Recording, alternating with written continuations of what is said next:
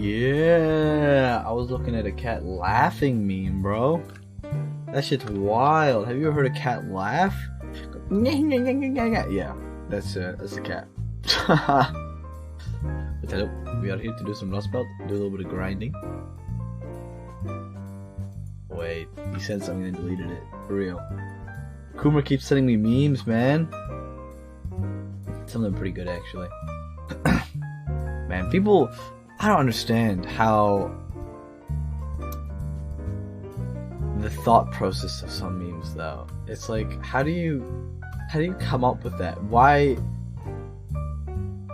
It's mind-boggling. And I think my brain would explode if I tried to understand it. Alright, but we're doing some Lost Belt. Oh, my eyes are being a bit of a pain. But if we go, I'm gonna play some bars. Let me let's on Vocaloid. We got Vaporwave. Oh god, is my nose gonna be blocked? Might be. Yeah, I think we do some Vaporwave. Pardon me. Did a little bit of burping. I did a lot of snacking. We're playing D&D today. And goddamn, a lot of snacks. We were gonna get dinner, but no. We just had too many snacks.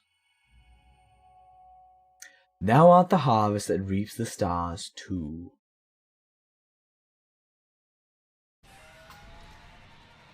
Okay, who fucked the city up? Oh, I see. The skyscrapers are collapsing. Damn these Olympian gods. Not even my defenses can stand in the face of their assault. They're about to break through every one of our defensive lines. Grah! Assemble my mass-produced mechanical soldiers. It's up to you to hold the last line of defense. Oh, Babbage.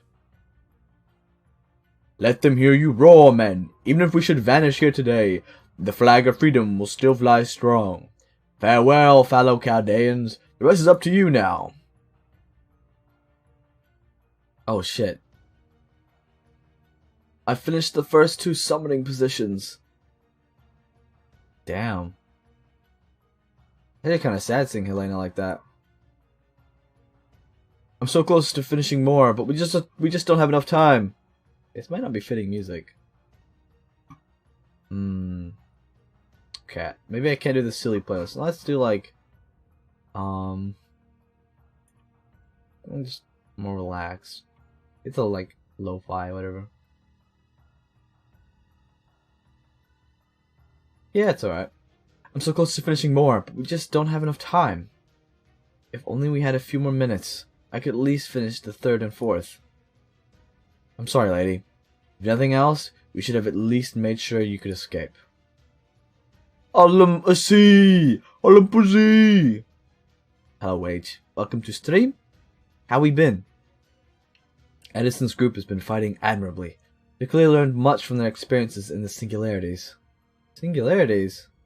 Okay. But I'm afraid this is as far as we go. We are truly, utterly defeated. Lurking for now. Peeking Blue Archive second to any stream. Oh, cool. Alright, hello, man. Hello, Shane. Thank you for the lurk. Possibly talk to you later. The gods' lone strike will surely demolish this entire sector before we can deal with them even a single blow. Baobans? Oof. Alright. If I'd rather eat Baobans or ass, I'd eat Baobans because those are edible. Yeah. Can I put my bowels in your jaw? Baobun Sith. Yes, sir. That's my favorite Fate character. It's just Baobuns. We can see that. We can see that. I actually really like the... By the way, have you leveled her? No. I have not leveled Bob yet. I need embers. And... I think I might have combined for MP3 already, but I'm not doing levels just yet. I mean, what? I've got to level a bunch of other 5 stars now. So, I gotta keep up. Scooby-Doo Face, when? Misery 2, when? You know, first, Scooby-Doo face plant. Oh, the misery. All my friends are my enemies. Spare this. Oh, you have to put the 2 beside it. It's not space 2, it's just misery 2. Everybody wants to be my enemy. Oh wait, do we have misery 2? No, we don't. We have misery 1. Such a troll. Ban me. It's my... Oh, I didn't open it. Oh, no, I didn't open it yet. Damn, you guys got scammed out of ban me. No, man, you... Misery 2's never happening. I would never do Misery 2. I'm never that sad. I'm always Misery 1, if you feel me?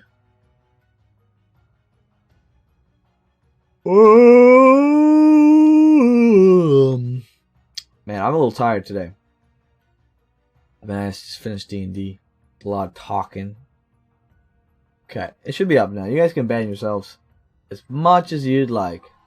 Maybe we threw caution to the wind too soon. Maybe we never had any chance of winning at all. Damn it, damn it! Mechanical Olympusi. Gods, huh? They're the real deal. They might even know something about Mahatma. I know, but remember, they are the enemy of all proper human history. They may well be ships that cross the Sea of Stars to come here. My wise and beautiful Helena. They're absolutely not the stars you looked up to. Thank you, Mr. Tesla. You're very kind. It's the truth, lady. No! Hear me, gods. This world does not belong to you. You were consigned to the trash heap of proper human history long ago. You aren't protecting anything. You only suffocate humanity with your enduring tyranny. Humanity will never be your pets or playthings.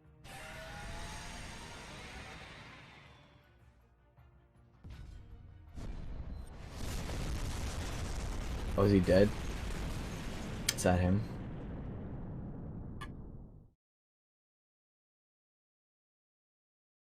Oh, what? That was it?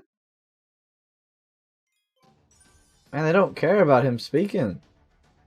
It's kind of fucked up if you ask me. Wait. More Sanquarts? Holy shit. Dude, gotcha!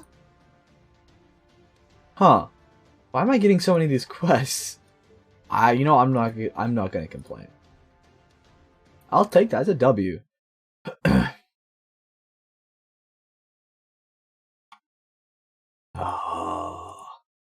Oh, it's us?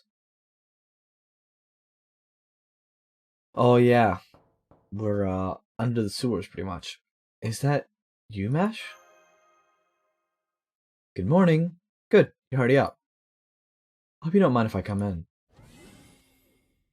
Damn! Good morning, senpai. Foo! Did you sleep well last night? Are you okay, senpai? You look pale. I just had an awful nightmare. Mash? Senpai, as a matter of fact, I had a bad dream myself.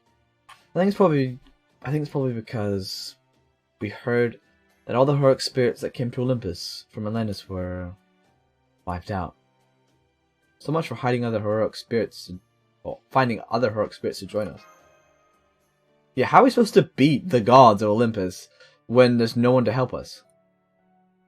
Still, they did leave this hidden base for us. It should be more than functional enough for our purposes. And Musashi is here to help too.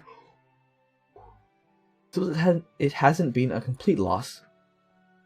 Now that we've settled in here, we should report back to Director Gordolf.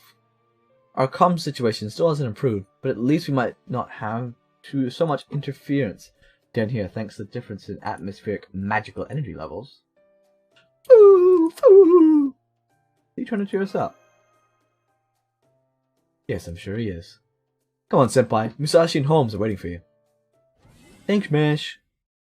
Eggplant Lady. Good morning, Jagatsugi. Did you sleep well last night? Oh, if you're hungry, there's breakfast to be had over here. I'll say this about Olympus, the food here is yummy. I visited lots of different worlds back when I was alive, and as food goes, this place is easily in the top 5. Must mean civilization here has flourished to the point they can really focus on things like refining their cuisine. It's just too bad they aren't... they apparently never got around to inventing udon. Really, dude? That's so sad. Why would they not do that?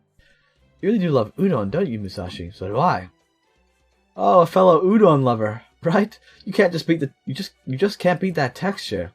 It's true. The way noodles glide across your tongue while being delightfully chewy all at the same time, always makes me end up eating more than I intended. Oh yeah. I know servants don't technically need to sleep or eat, but just because we can go without both doesn't mean we should, if you ask me. Getting good rest helps you feel centered and focused, and a good meal just makes you straight up happy. I mean, since we materialize with emotions and all, it'd be a waste to neglect them. I'm glad to see you're in good spirits, Musashi. You bet I am. I'm still me, no matter where I go or what I do. Sure, things might be kind of depressing lately, but in general, I like to smile my way through life. That's the kind of gal I was in life, and it's who I am today. Foo, foo! Oh, morning to you too, Foo. So, now that we've had a chance to slow down and catch our breath, I think it's... Pardon me. It's a good time to tell you what I've been up to since we last saw each other in Russia. Oh, okay. First, just so we're all on the same page, I was able to meet up with you guys in Russia because of my, unique constitution. See, I was able to wander into neighboring worlds in life. I've always thought of it as Lady Cannon's guidance, but recently I learned it's actually called drifting. So I think what happened was that I ended up drifting right before the world was wiped clean. When I drifted back a moment later, there was nothing left but bleached white ground everywhere I looked.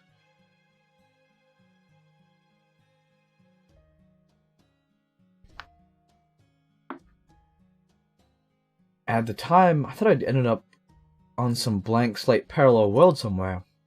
But after wandering around for a while, I drifted right into the snowy fields of the Russian Lost Belt. You with me so far? Okay, but what after this though? Yeah, that makes sense. Well, except for one thing. Okay, what doesn't add up? Right, back at Chaldea, your drift was recorded as something similar in nature to a ray shift. So my understanding was that you could only drift to different time periods in parallel worlds.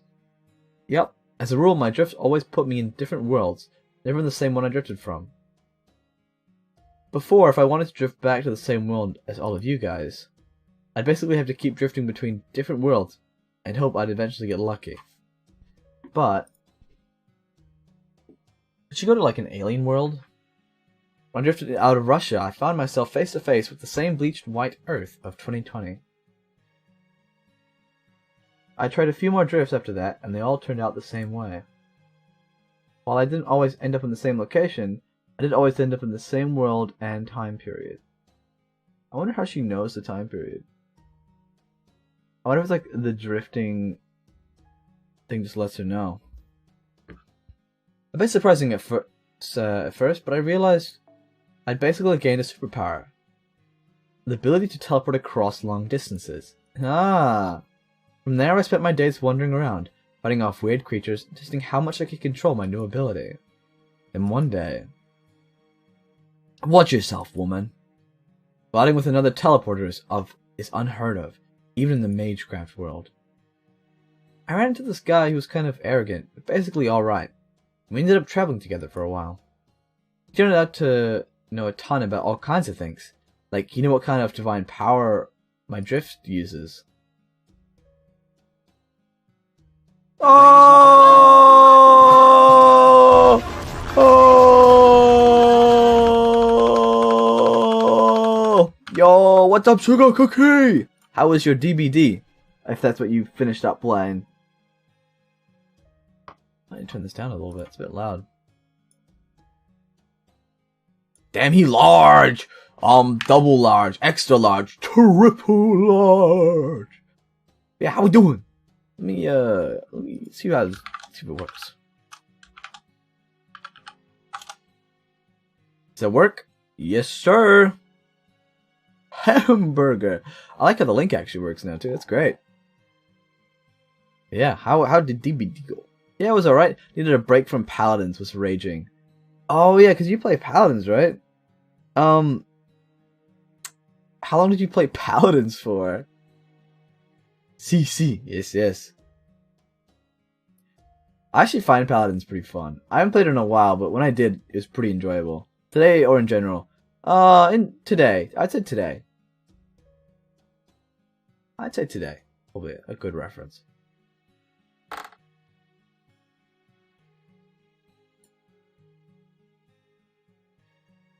Play for like 2.5 hours though. That's pretty long though. That's pretty long. I can imagine raging after 2.5 hours, or just getting pissed off in the game. Yeah, when things just like don't work, it's like, oh, for fuck's sakes, all right. Just or people trolling your games or throwing. I mean, I get that with like Overwatch sometimes. It is a little. Some games are just great. Some people just sweat. Yeah. I mean, do you like sweating in games, or are you more like casual when it comes to all that? I find casual games are just so much more fun because I like to break up the flow sometimes. You know, what if you just stopped shooting an enemy, and what if you just hung out and just chilled for a while? That'd be so fun. When people are sweating, you're not really able to do that. Because casual, but like to win. Yeah. And I feel that. Who doesn't like winning, right? Just stopped and stop and enjoy the view. Yep. Just enjoy the view, right? Maybe have a good old moment. That's the kind of stuff I enjoy in games. Yeah, that's pretty sick. Look at those clouds. Damn, dude, those clouds are pretty baller. I gotta say. If I could draw clouds like that, my name wouldn't be a Jagged Sage. Yeah. I haven't played DBD in a while either. I want a Cloud Maker. The Cloud Maker. Oh, that's a good name actually. Cloudacre.com. Is that an actual thing? Nah, I gotta search it up. Cloud Maker. Wait, cloudmaker.ai? That's a thing. Dude, it's a thing. Wait. Visual development for Microsoft Azure. Think it, draw it, build it. Dude, it's an actual just like, I don't think it makes clouds, but it's like a programming thing? I need cloud for my house. Yeah, dude, gotta download some house. Gotta get Microsoft Cloud, maybe? Alright, but you hunger wage. If you're eating, have a good eat, man. Alright, I'm gonna do some reading. What happened to you guys after Russia? I'm not sure there was anything he didn't know. Oh shit, this guy knows. He knows a lot. This guy's stalking us. Anyway, he pretty much caught me up on the whole situation. So I decided to sneak into the Atlantic Lost Belt ahead of you guys and wait for you. Oh, I even managed to drift from Olympus. Pretty easy. Easy peasy. They never even knew I was here. Unfortunately, my drift only works on me, so I couldn't bring Robe Guy or any other heroic spirits along. Robe Guy! Mushroom Lady! They're probably gonna need more help besides just me. Should we spend more time looking for the servants? No need. Circumstances being what they are, we can be assured that a grand servant will appear in the Atlantic Lost Belt. Wait, what? A grand servant? Hold up, are we actually going to see a grand servant? Or have we already seen them? It's been a while. Dude, that's gonna be so dope. That servant will be a much more powerful ally than you could ever hope to be. That being said, yeah, they will need you as well. If you want to come along, I can take you as far as the Atlantic Lost Belt, but no farther. The Counter Force is truly nothing if not meticulous, meandering, and mean-spirited. Romani. So basically, your self-warping powers really came through. W gang.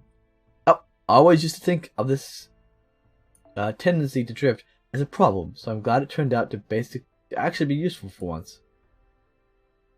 So in exchange for no longer being able to ray shift to different time periods in parallel worlds, you're now essentially able to freely teleport, at least to a certain extent. It's very impressive that you've been able to make your way into Lost Belts without embarking on a zero sale. Yep, I'm not really sure how it works myself, but that's all. But that all sounds right. So, in summary, your drift ability involved jumping into the rift between worlds, then emerging into another world. I think it's safe to assume that it still works the same way, since that would explain how you're able to get past the Lost Belt's storm walls. The idea is that you're jumping into a higher dimension than falling back down to a lower one. The difference is that before you could fall down to any number of possible destinations, but now you're only falling back to this world, which is why you're always emerged somewhere here. Yeah, exactly. I guess I can't really call it drifting anymore then, can I? What about the robe guy? Can you tell us more about him? Robed, man. Romani? I'd like to know that too. Is he the robed figure we heard rumors about in the other Lost Belts? The one who claims to be from Chaldea? Sorry, but I can't answer that. He made me promise not to. Fuck's sakes. And I still owe him for giving me food and shelter for a night, so I can't go back on my word. I gotta go, but good luck on your stream. Have fun. Don't get too crazy, okay? I won't go too crazy. I won't summon any rats, hopefully. But yeah, thank you very much for the raid. Hope you have a good evening. Or good sleepage, maybe. Yeah, either one of those. Yeah, thank you very much. See you later. Bye. Good, thank you. Yeah, no problem. I see. At least we know he helped you, Musashi. Right, he did, didn't he? We may not know who he is, but we do know he sent you here to help us. And if it's thanks to him that we were reunited, he's gotta be on Chaldea's side. Yeah, maybe. I mean, it'd be great if that turned out to be the case. Anyway, Dragon Sage and Mash, there's something I want you to keep in mind.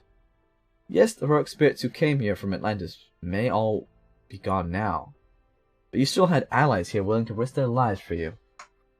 W. So while it might feel like you're fighting all on your own sometimes, you're not. You may not be able to see it, but your homeworld of proper human history is still here to back you up. That's kind of cool, though. Like, you have the Throne of Heroes and the Counterforce really backing us up. Well, I don't know if the Counterforce is on our side. The Counterforce is balancing things out, right? Yeah, there's always been someone here around to help us.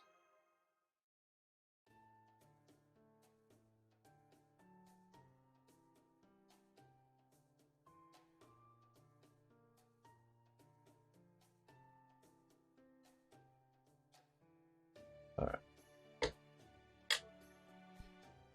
Hearing you say that is all the reassurance I need to know. You'll be right. Ooh, foo. Ah, Foo? Haha, I see you're raring to go, Foo. Too, Foo. That's the spirit. You're right, motivation is the key to success, and we're gonna need all the motivation we can get so we can settle things once and for all. What, does saying it out loud scare you? Don't worry, we can do this. You guys already took out 2 of the gods. But we only managed to do that because we had so many servants helping us. Not to mention they all had enhanced their spirit origins using the Olympian gods Theos Kleronomia. I kind of, like, surely Mash should have taken some, right? That would have been smart.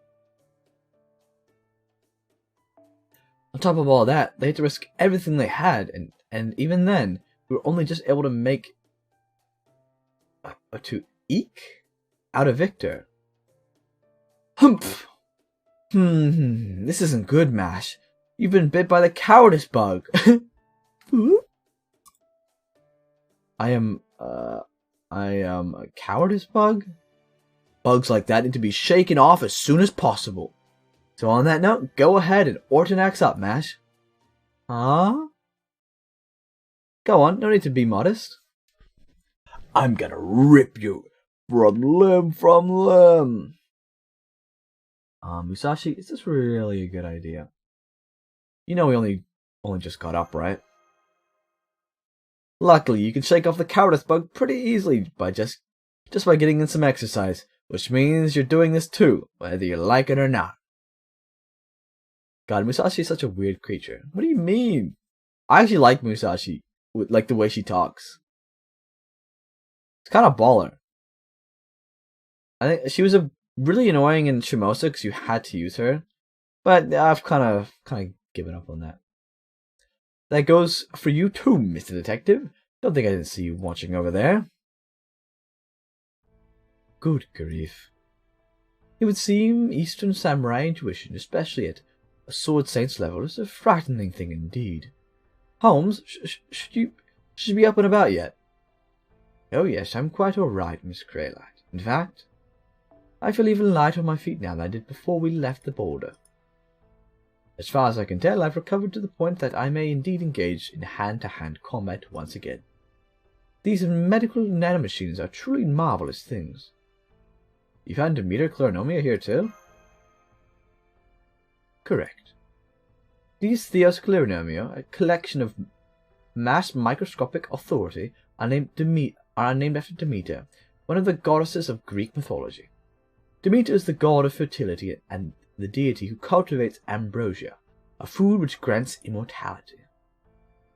According to the mythology of proper human history, she is best known for the tale of her beloved daughter's abduction. Persephone was abducted by Hades and made the queen of the underworld despite Demeter's desperate attempts to bring her back to Olympus.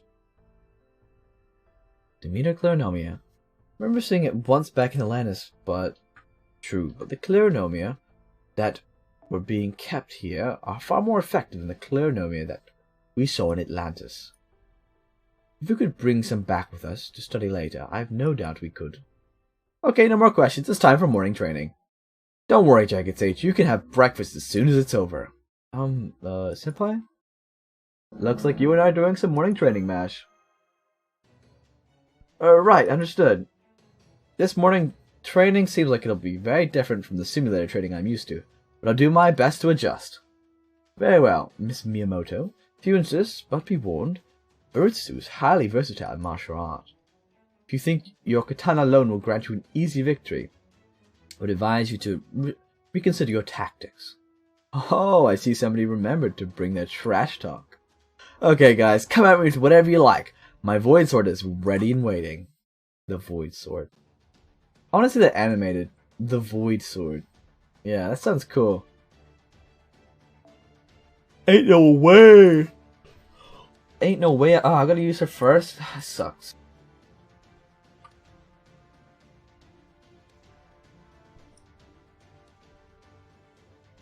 Position restricted. Go.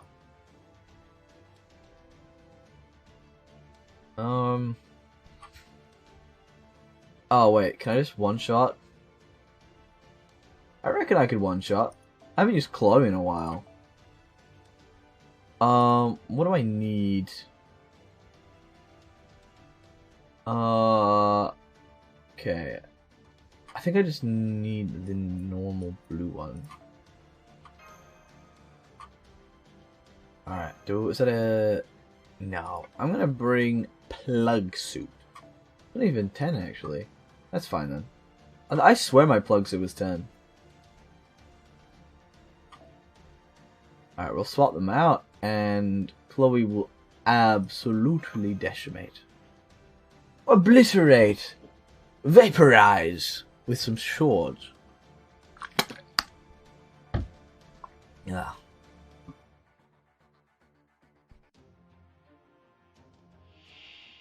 Oh, 2 break bars. Cool. Well, 1 break bar. Alright. How's this going to go? Actually, we can get one Castoria to MP.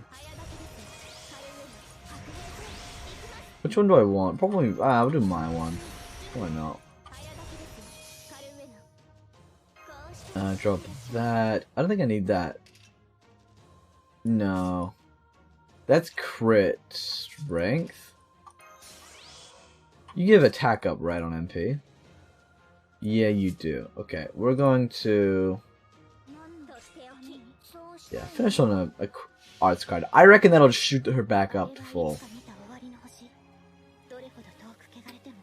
Musashi's never seen a Castoria before. She about to get owned, man.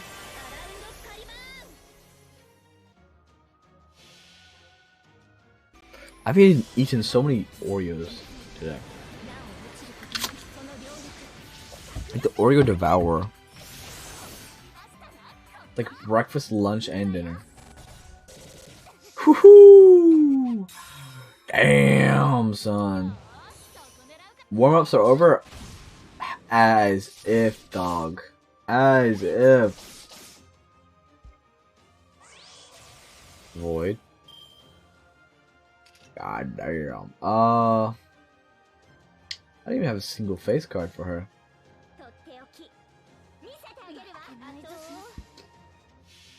That's unfortunate.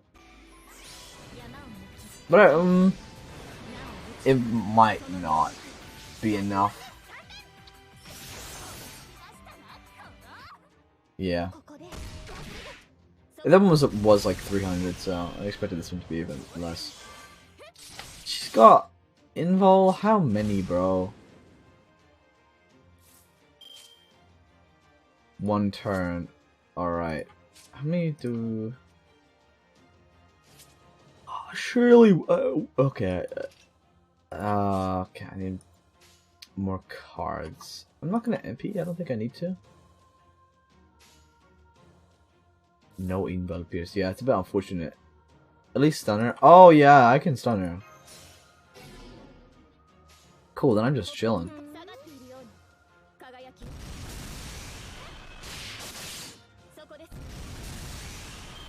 No way they would make Musashi hard though. Hey, let's go. Let's go. It's like the baby soundtrack. That's so lame.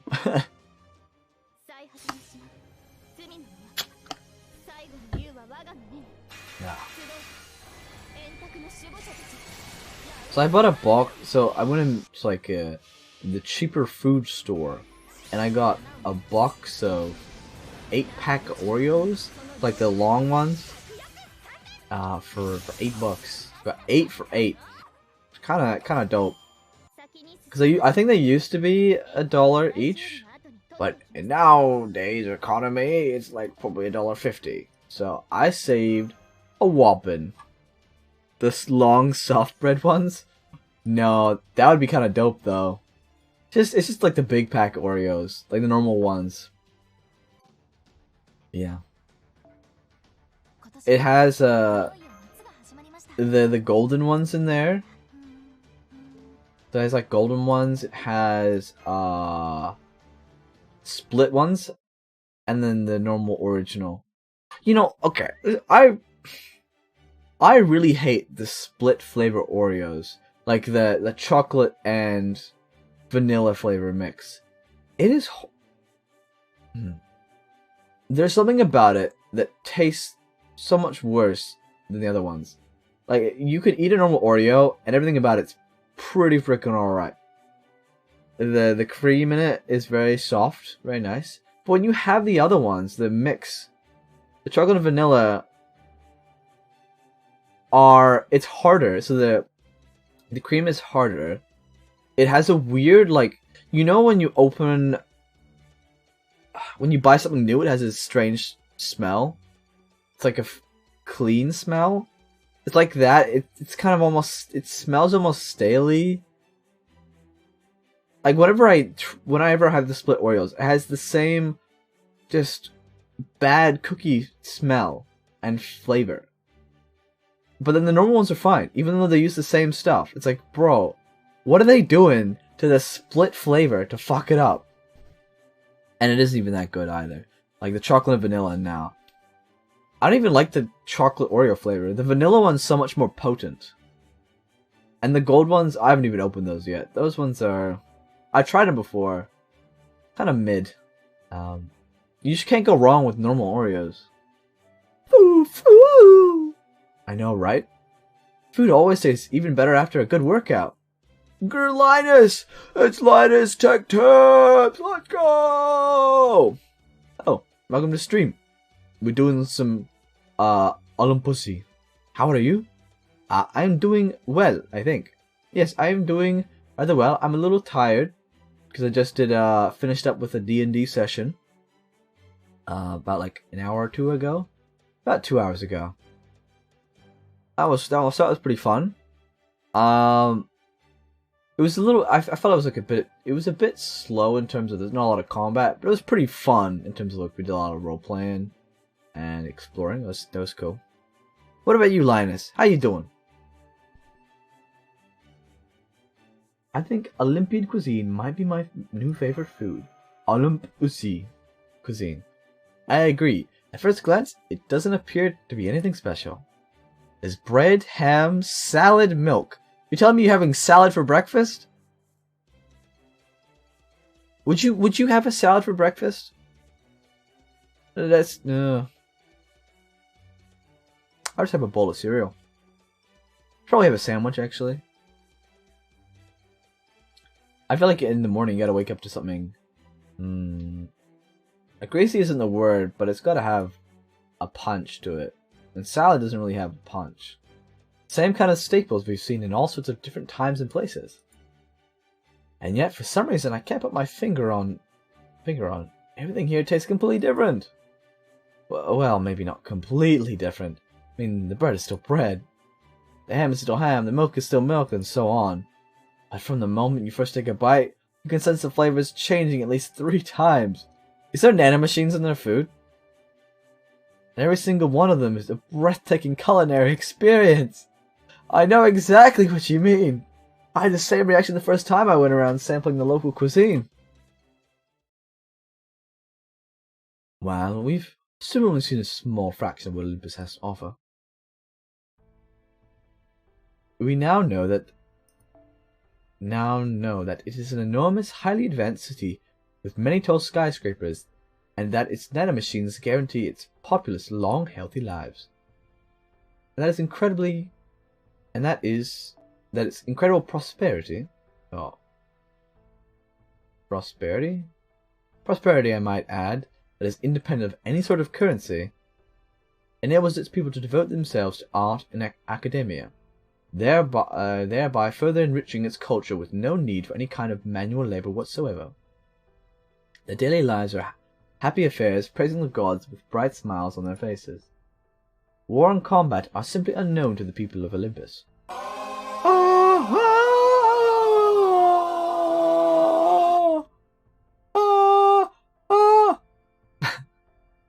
Well, except for where we are concerned. Yes, I see. There's no better word to describe this interstellar mountainous city of Olympus than utopia. Utopia? Sort of earthly paradise people have been dreaming of since time immemorial?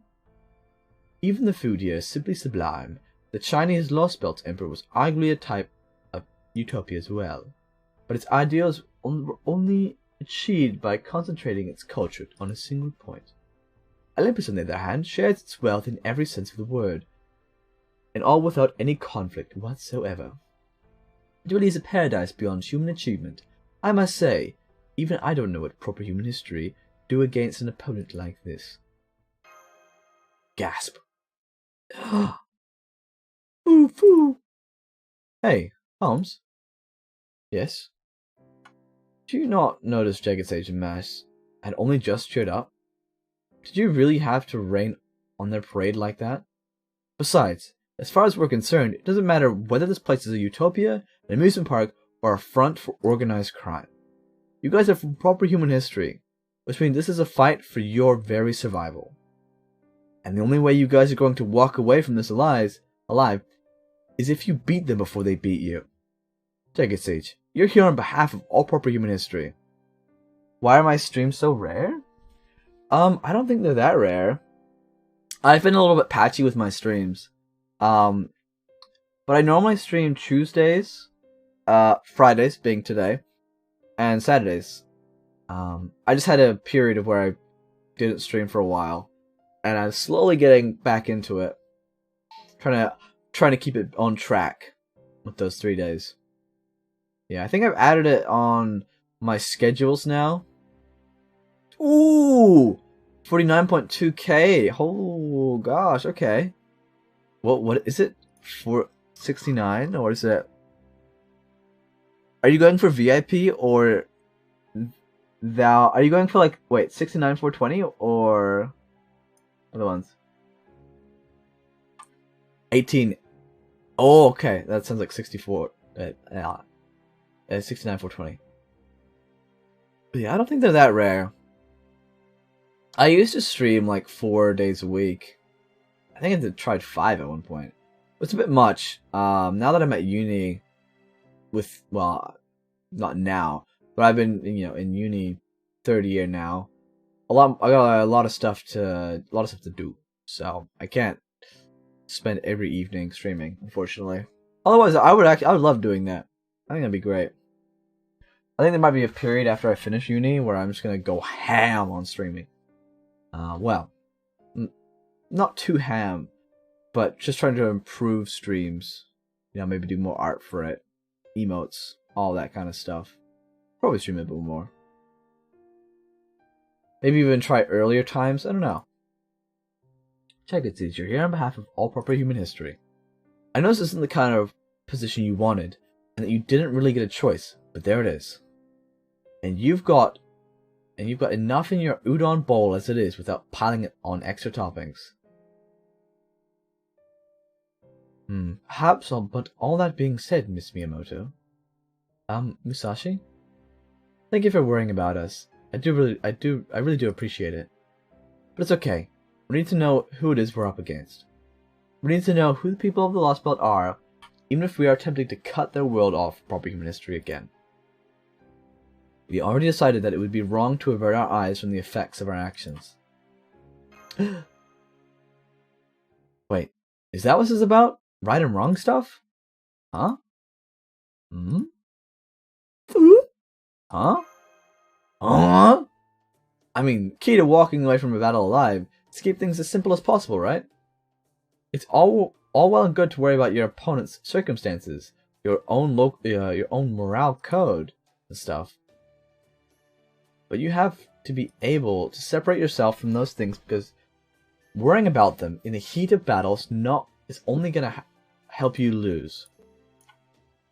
I mean, not good for much, except slicing folks up like some kind of human meat grinder, you know?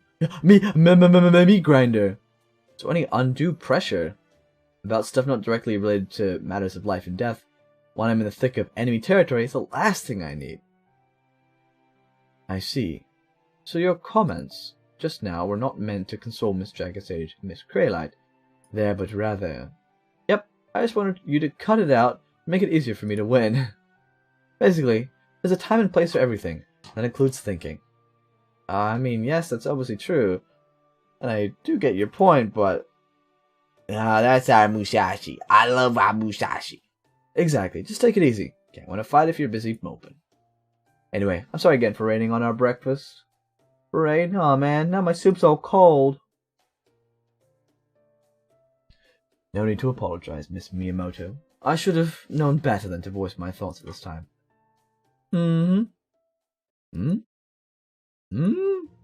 Hey, yeah. You were the one who rained on this parade in the first place, not me. Now that you mention it, I suppose it was, wasn't I? Ah, I do beg your pardon. Is that all you've got to say for yourself? Foo! Please go easy on him, Musashi. What in the world are you doing at this hour? Oh, I'm sorry. Didn't mean to disturb you.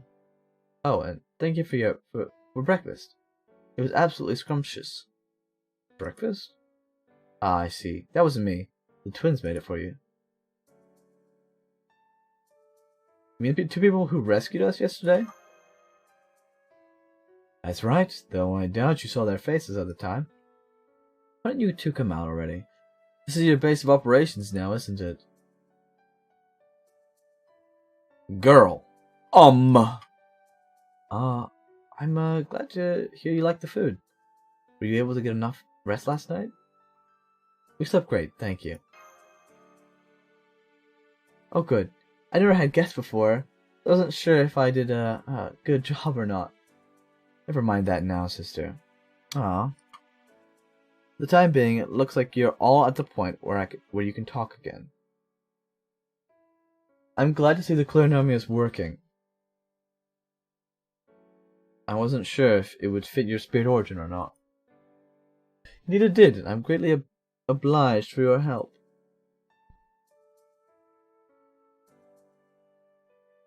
Clarinomia, wait, did you give me some too? You? Clarinomia? Don't be ridiculous. It'd be one thing if you'd undergone biomodifications like the elite soldiers. There's no way Clarinomia could ever be compatible with a normal human for proper human history.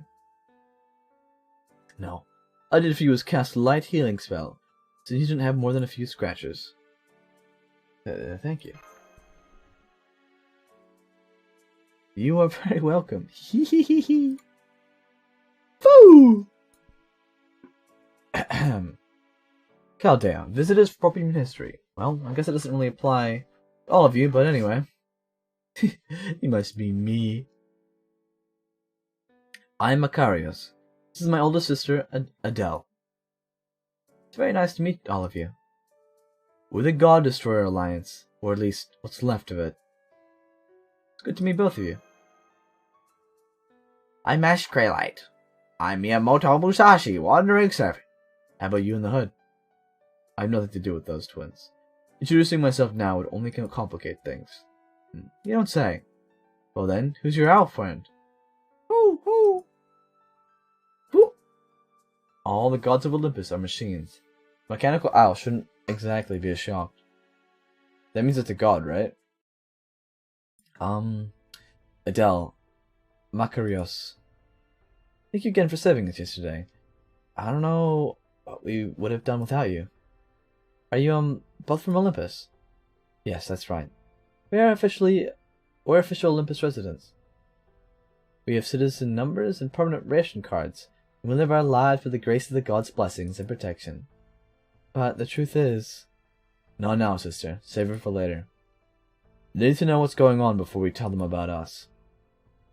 Macarius. I said no. Still too soon to tell them about us. Besides, Chaldeans, I'm sure there's someone else you'd all rather be talking to.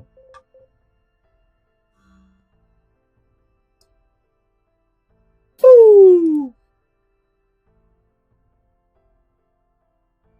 Voice recording for Chaldea, Pattern V2. Alright, where to begin? For the time being, I've entered all the information we possess into this base's data processing unit. It's embedded within a simple artificial personality program, so it can answer most questions you might have. That concludes the video portion of the instructions. I'll let the artificial personality take it from here. There, I think that should do it. Activation complete. From here on, I, the artificial intelligence, will do the talking. Yes, the picture remains the same, but get over it. The image is a recreation made by recycling existing video footage. An AI? Eh? Suppose that shouldn't surprise me from one of the greatest scientific minds among the heroic spirits. AI! AI! AI! He just said AI! Holy shit! Don't forget you can always switch to me if you don't care for the half-witted eccentric persona. You can switch to me if you prefer. Hee hee! I can't do anything Mahatma related, though, sorry I can't be more help. Anyway, hi there, Chaldeans. It's nice to meet you all. Yelena? Yelena?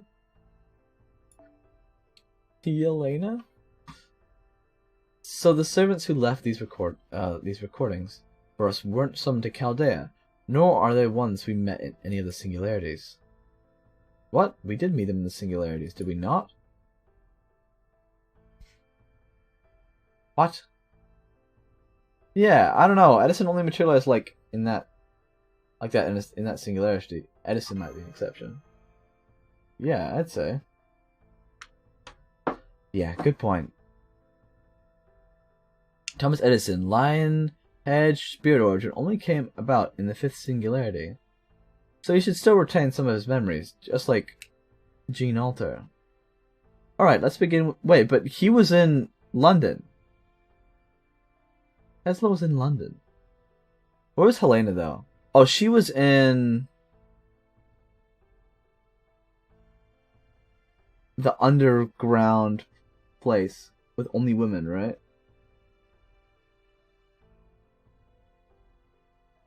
Helena, is in America. She's in America? Okay. In there, too. I can't remember its name, but it had a bit of a goofy one, I think. But they had Giga Hercules. Heracles. Alright, let's begin.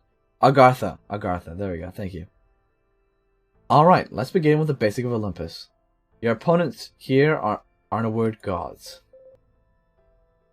That was me. I decided to pause the AI for a bit. Before you hear any more, I wanted to warn you that you guys will probably be shocked by what they have to say. It might even be enough to make you despair completely. Some of the heroic spirits that made it here only stuck around long enough to say nobody could win against gods. But I just wanted to make sure you're ready for what comes next. It's okay, keep playing. Right, we can do it. We can't do anything if we don't know what we're up against. So please, Makarios, Adele, let us see the rest.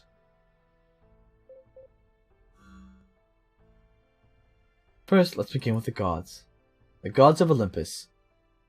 The rulers of this lost belt are genuine deities that have existed since the age of gods. Those deities, including the ones you may have seen in Atlantis, are beings who came here from far, far across the universe. Gasp.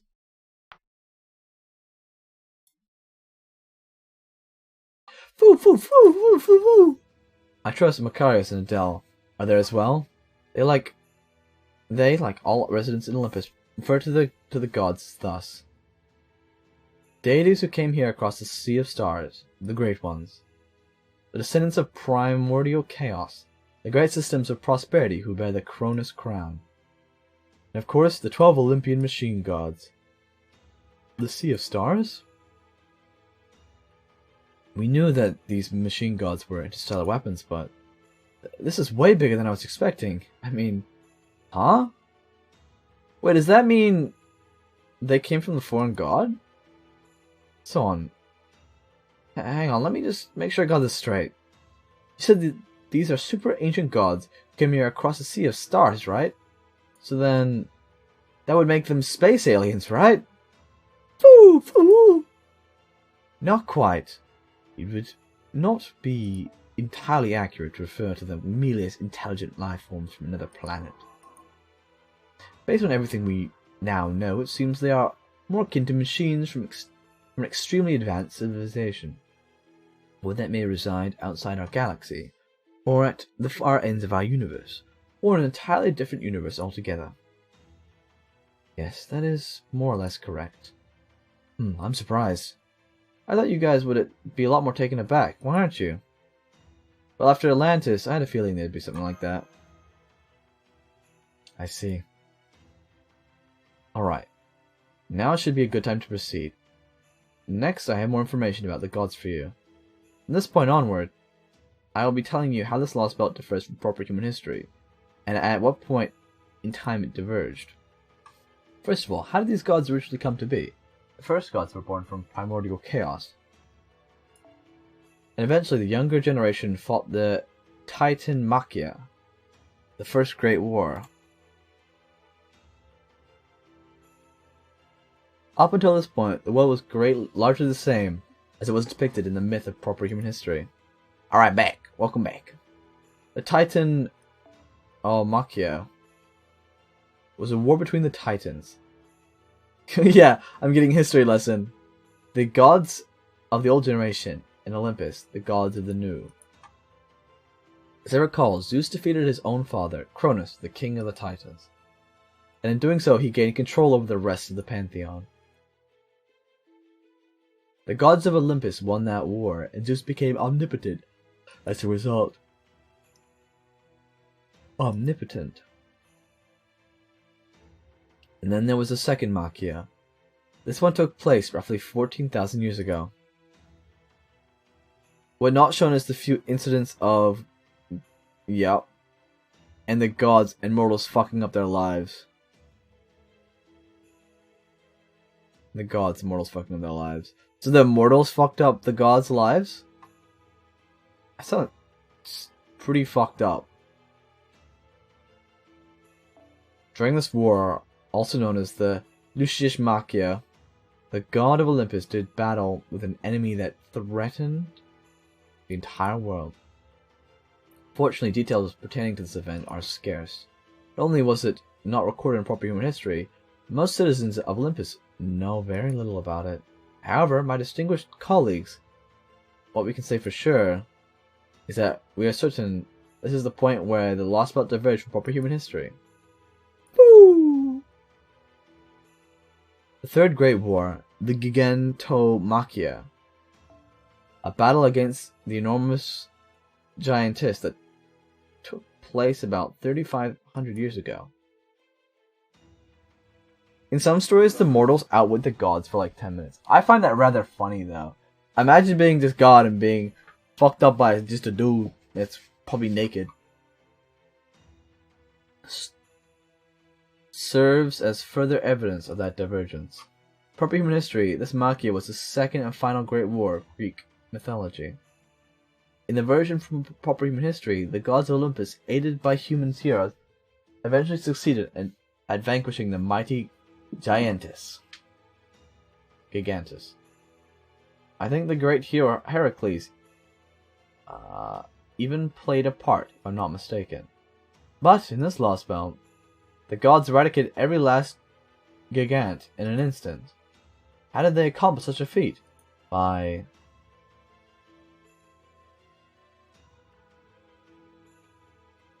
preserving their machine god bodies, which in proper human history had long since faded away, I presume.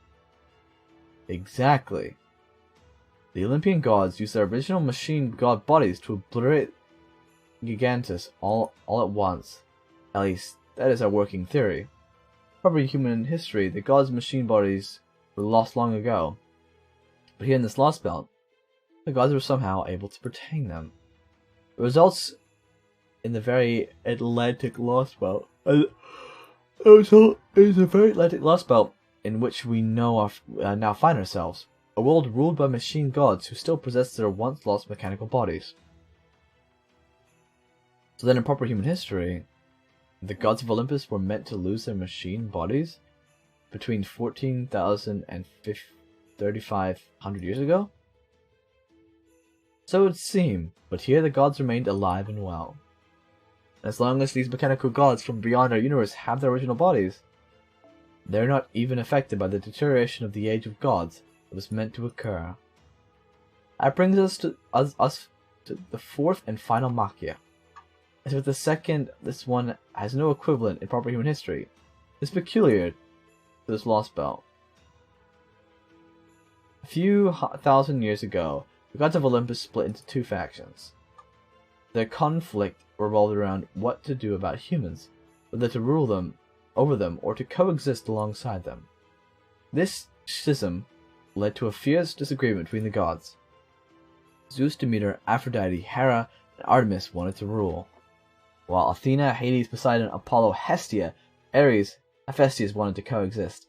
See, this makes this kind of understandable. They cast them out to Atlantis. We believe Poseidon initially sided with the rulers, but that he eventually ended up defecting to the other faction. Gods on each side enlisted loyal lesser gods as their disagreement devolved into full-blown war. This battle went on to be called the Olympia Machia, or the Great War of Olympus, as it's known in Atlantis. Both sides fought fiercely. Interesting. and the remnants of the mechanical gods who were killed fell to Atlantis, where they formed islands. In the end, the faction supporting rule over humans was victorious, and the opposition survivors were punished.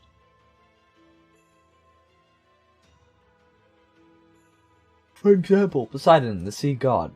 His divine core was rewritten, reducing him to little more than an automated defense unit to protect the Great Pit. And that brings us to today. The gods who emerged triumphant in all four Machia continue to rule this lost belt, with the city of Olympus as their capital. Today, there are 5 gods who reside within Olympia. Olympia Dodano, a great orbital shrine that makes up the center of the city. Zeus, the omnipotent god of the heavens. Europa, the divine queen who fused with the goddess Hera. Demeter, the goddess of the land. Aphrodite, the goddess of love and beauty. And finally, Dioscuri, the ancient twin gods. The Dioscuri? Not now, Macarius, not now. Technically, the twin gods of Dioscuri are divine servant, which makes them neither living gods nor mechanical ones. They died once and were transformed into a divine spirit. Who killed them, you ask? Wish I could say it was the God Destroyer Alliance, but it wasn't. No, their killer was the Cryptor Kristaria Wodim. What? A human mage killed a god. After that, Kristaria formed a contract with the Dioscuri, making them his servant. To be clear, he did not summon their divine spirit from the Throne of Heroes. He formed a contract with a genuine god after they had been killed and reduced to a divine spirit. The Dioscuri are not among the 12 Olympians, but they are no mere lesser god either. They are one of the ancient gods who accepted Zeus as the supreme being. To be precise, they are a divinity that has been around since before the Gigantomachia. From what we've been able to gather, they joined the pantheon by imbibing of Zeus's divine blood, his Kleronomia. They are now considered children of Zeus, with standing equal to Apollo in his glory days. And Kristaria Wodim managed to kill them. Hard to believe, isn't it? Ha ha ha! If only it really was was as bad a joke as it sounds. They should have just stayed dead. Damn a divine spirit, what a load of crap. The Dioscuri are deranged. They don't deserve to be spirits, let alone gods. Oh? But please forgive my brother. He swore an oath to the late Athena that he would one day take revenge on the twin gods for their murder of our 100-odd few alliance members. The Dioscuri are bloodthirsty maniacs, death incarnate human killers. They killed almost all of the humans who joined the God Destroyer Alliance. There are only a few members left now, including us. ... Ugh. Well, Chaldeans, why are you acting like that? Aren't you scared? We're up against murderous gods who actually enjoy going out of their way to slaughter people. And if that isn't bad enough, there's another guy out there strong enough to make them his flunkies. It's like the idea that you might have any chance of beating him is absurd. Yeah, it's absurd. We know some of the heroic spirits gave up and walked away when they found out how the Gigantomachia ended. What about you guys? What's your deal? Does the fact that you guys aren't more phased mean your world, probably in history, is even more messed up than ours? Stop that, Macarius. That's no way to speak to people we've just met. Oh. Sorry, everyone. I got a little out of hand there. But please, it's fine. Really, I don't blame you for being taken aback. We've encountered so many different threats by now that I suppose our reactions must seem strange. Gods from another universe. Mechanical gods with frightening powers. Twin gods who enjoy taking lives. Kristaria, who's strong enough to make those gods his servants. Every last one of them is a tremendous threat. Threats that we may very well not be able to deal with. Alright, I'm back. Welcome back, bro. How was your Blue Archive stream? Or like, sorry, the watching of it. And these revelations are shocking for us, starting to despair in the face of such overwhelming odds. But all that being said, we still have a job to do. Okay, I think I get it now. Yeah, that's it. I get what you guys are like now. Here's how Edison said you'd be. Ha! He was right after all. So you Chaldeans really are just a pack of weirdos, huh? Well, nothing's wrong with that. You've convinced me. I like you guys. Foo, foo, foo. It was very good. Nice to see we're getting 3 multis worth of gacha pulls in the next 4 days. Dude, free gacha. That's always a W. Is Blue Archive fun? Is it like similar to Fate, or is it a different gameplay mechanics? So you get it now, huh? That's great. They really are weirdos, aren't they? Foo! Oh, what the hell are you? Don't jump on us. What are you, some kind of squirrel? Look, Macarius, I think he likes you. Foo! Foo! Eek! Hey, get away from my sister! It was a fair bit different, but I find it pretty fun. That's a W. Yeah. We're doing a bit of story, man. It's actually really interesting. Like, they dropped some pretty interesting bombs.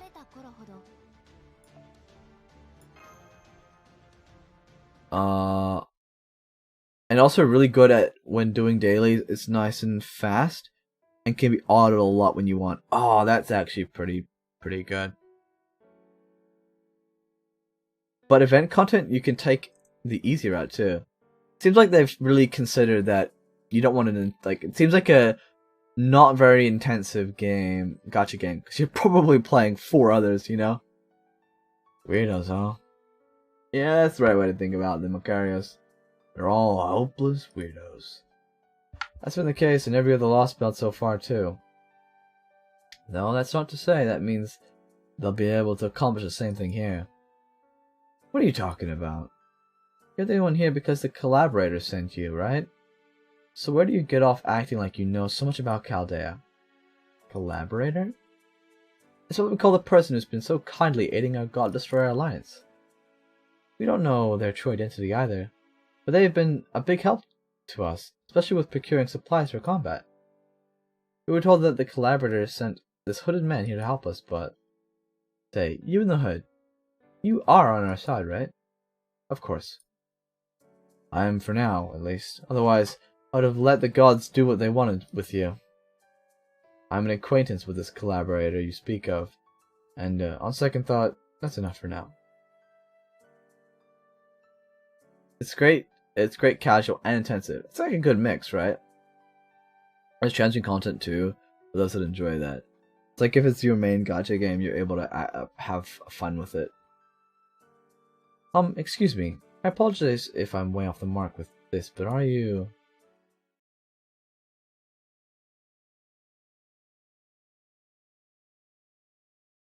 K-Dog Zalumpus. Zemlumpus. Yes! Then after Rasputin snatched him away. K-Dog! Dude, the Olympusy experience is getting hard, man! I'll spare the details of this particular exercise in deduction, but suffice to say, I'm something of an expert when it comes to disguises. Oh, plus it has a ton of good characters. I already don't have many people I dislike or hate in Fate. But there really is barely anyone to dislike in Blue Archive. Oh, okay. Like visually as well as plot too. Well, Sir Hood, did we get it right? Yeah! K-Dog? Foo foo! What? You guys don't... Do you guys know each other or something? Oh my, does this mean you're part of Chaldea too? Me? Part of Chaldea? You gotta be... Oh, forget it. Just hell no! Damn it. Holmes, I get... But how the actual hell did you see through my disguise mash? Using a disguise spell and everything. I'm sorry. Whoa, whoa, whoa. What are you apologizing for? Like you did anything wrong. Yeah, fair enough. Kiddo, you saved our lives. Saved you? I only bailed you out because it would have been a waste to let you die back there. As far as I'm concerned, you're nothing more than pawns I can use to throw Olympus off balance, just like you did in Russia. So I'm going to use you guys to further my own agenda. It's the only reason I bailed you out. It's not like you even have Snowball's chance of hell in winning, a chance in hell of winning here anyway. Between Zeus, Wudim, and the foreign gods' alter egos, you guys are hilariously outclassed. Just those that don't get much screen time, really. Oh, I see. I mean, there could be a time or two that character may arise negative points, but there are points in the story that they really they are literally terrorists held against their will. So at the story is complex, interesting. Seems like it's got a lot going on for it. Would you? So I like reading Fate, more or less. Would you say that's a game that I would read? Because when I play Epic 7, I don't read the story. It is beyond mind-numbingly boring. It's not something I'd read. But do you think it'd be something that I'd enjoy? That's why I have to bother. That's why I don't have to bother trying to kill you myself. Haydock, as a former member of Team A myself, I'm not part of A-Team anymore. I'm a Cryptor now. Hell, maybe I'm not even that anymore. Does it mean you're not acting with or on behalf of the Cryptors here, Kadox Olympus? Hell no. I don't have the slightest idea what Wudim's thinking. He went out of his way to have Rasputin get me, but he never told me why. He never told me why. You may have lost your Russian law spell. That doesn't mean you need to enter another Cryptor service. You can keep your Cyrus Light too. You're a free man, Kadok. All I want you to do in this Atlantic Lost Belt is whatever you see fit. Is that your idea of a joke? Because if not, it doesn't make any sense. Aren't you the one who sent Rasputin to get me off the shadow border? It was entirely the priest's decision. I have no right to give the foreign god's disciples orders. As for why he saved you, your guess is as good as mine. Perhaps when they wished to prevent you from leaking information. Yeah, well, there's not much I could have told them besides which Cryptors was here. I'm swearing. None of us have any idea what the Tree of Emptiness are actually made of, or who the foreign goddess really is after all. The story is definitely good for sure. I'd say the very first chapter is a little slow. That's usually in the case to slowly build a premise. Yeah, no, that's a fair point. Yeah, and the first chapter of the second story is just all fun, not much stakes at all. But then the first chapter of the third story gets really deep and interesting. So it like takes a while to build up to the good parts, it seems. Of course not. The foreign god couldn't care less about any of you after all. The foreign god isn't going to tell you anything, nor do they expect anything from you. They couldn't care less if you lived or died. But whereas the same cannot be said for me, as my every action carries the weight of the grandest expectations. Is that so? Well, excuse the hell out of me for being a third-rate mage. That's kind of sad. Huh? That's weird. What was the long silence about? It's fine, Kato. Just get some rest for now. We won't have to worry about Chaldea for the time being. Canis has told me they've made their way to Scandinavia. There's nothing we can do about them from here. So my only orders for you are to go about and see Olympus for yourself. And you actually think I can live up to your expectations?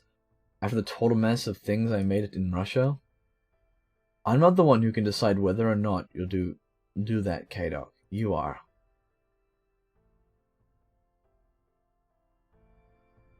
You might as well have told me anything at all. Not have told me anything at all, for all the difference it would have made. So now I'm doing whatever the hell I want, just like you asked. That's part of why I'm here. I'm gonna uncover the truth behind Zeus, and what Wudim's really thinking. Oh, and what do you mean by the last part? I don't actually care what's going on in that head of his. It's not like I've got anything else to do. I'm gonna show that stuck-up aristocrat that things aren't always gonna go his way. Oh, what's this now? Goodness, it's been so long since I've seen your face in person. I think the last time it must have been back then, when you tore those poor Dioscuri twins apart. Castaria, Wudim. Good day, Lady Demeter, goddess of the land. Indeed, it has been a long time, hasn't it? Seems your memory partition is functioning properly, at least in regards to me. Oh my, how terrifying. That sounds as though you could destroy our true Althea bodies whenever you'd like. Ah, Castaria Wudim, a dreadful human capable of killing us single-handedly. You're quite the problem child, aren't you? It saddens me so, particularly since I think of you as my own son. Demeter, mournful goddess of the land, mother of the beautiful Persephone, who inherited much of Gaia's disposition. I urge you to share your boundless motherly love with humans other than myself. I have no need for it. Oh my. But there can be no children without mothers, nor can children grow without love and nourishment. Gods and humans are the same in this respect. Humans. This new intelligent species still barely older than a newborn baby. This precious, fragile intelligence you met on this planet. I love you all truly. I love you as though you were my own children. And I love you, too, Castaria. In the same way you love Persephone? Why, yes. Zeus is absolutely right. There is nothing that brings a mother like me more joy than to see her children grow up strong and happy. Which is why there's nothing I wouldn't do to make that happen. I would take an arrow for my children. I would gladly give up my body, my life, and my Althea for them, truly.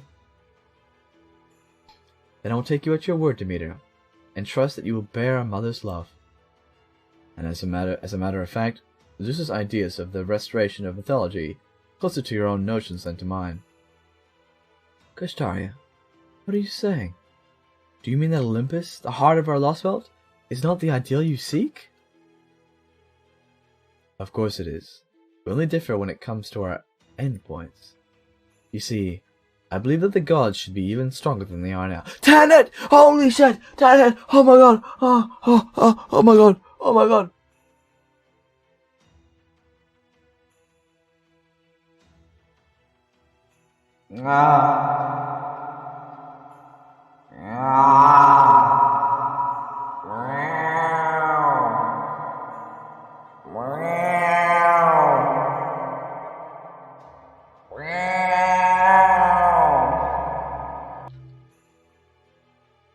Sorry, I had to go, pet my cat. I had to go pat. How did that sound? How bad was that? Can someone clip that for me, pretty please? I don't know how bad that sounds. Did you turn into a furry? Oh, never mind. No, I'm good. I'm not furry. I'm a human. I'm a human. Everybody wants to be my enemy. You see, I believe the gods should be even stronger than they are now.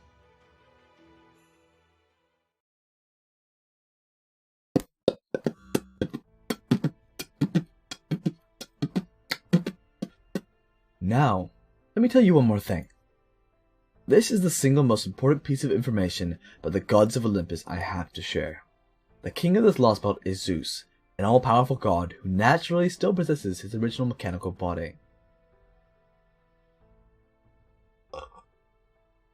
He has existed ever since the Age of Gods, just like Skadi from Scandinavian Lost Belt. It looks like this is information we already know. Zeus, an omnipotent god who has continued to exist.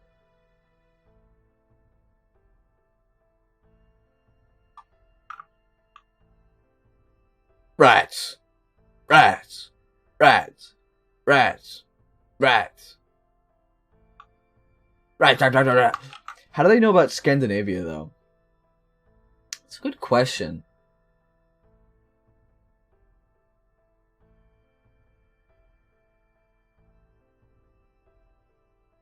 Could they have learnt it from another spirit that was summoned? Could they have learnt it from possibly Koyanskaya Vich, maybe? Maybe word of mouth, you know? Like, is it from an alt history and they all not come back, nor even half appear there? I don't know. It's so strange. Like, the fact that they know about that one, now that you kind of point that out.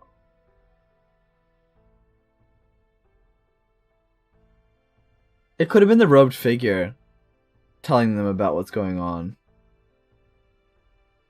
But, well, no, if you think about it, the counterforce genuinely... I think it would be the counterforce that would let them know, right? Be like, hey... Like, you would know why you're summoned, right? You're summoned for the world by the counterforce. So at least in some way you know why you're summoned. So maybe there's insight. Yeah, because when you're summoned by the counterforce, you know everything about the era, right? So you can fit in. I think that's the case. So maybe you know, like, oh shit, this is going on. Or maybe because there's so many servants were summoned, they told each other the different parts that they knew. And they formed together like a straight timeline or story. If we are to take his omnipotent nature at face value, then he would seem to be very well and truly outmatched. And yet, Mr. AI can't imagine that the electricity expert whose visage you now borrow would waste his time challenging an opponent whom he truly has no hope for defeating. Ha ha ha, you cut right to the heart of things, don't you? Still, I can hardly blame you for interrupting, Mr. Holmes. You have every right to be concerned. And you're correct. Your hope of defeating Zeus is small, perhaps even infinitesimal. But it does exist. Zeus is indeed almighty, but he's not truly omnipotent. Foo! Almighty but not omnipotent? I don't know about that. Heroic spirits only have some recollection about the battles they experience and where they fight when summoned. Okay, that... Yeah, I mean, that's fair.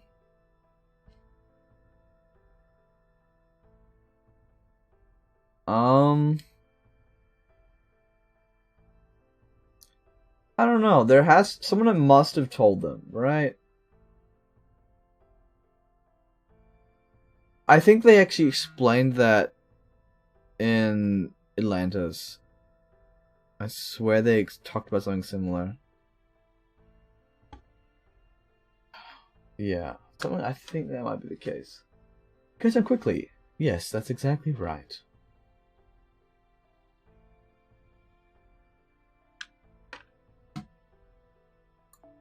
As king of gods, Zeus possesses authority over infinite things, but conceptually he does not possess infinite authority.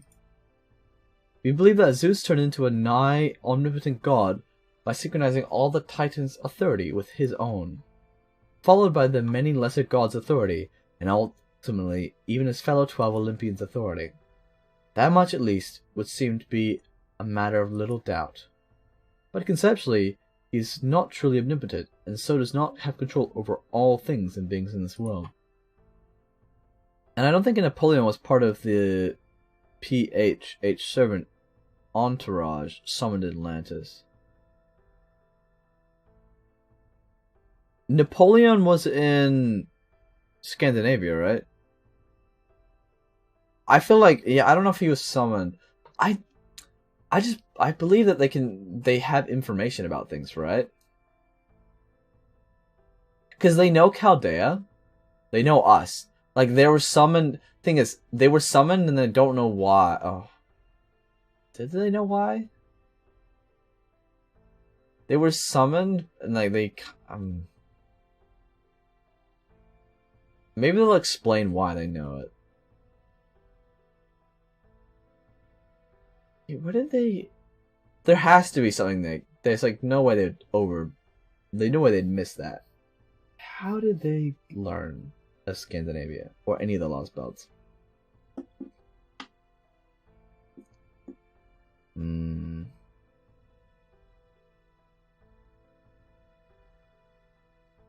Difficult one. Actually, you might be correct on that one. Maybe it's something like Avisbron remembering Fate Apocrypha.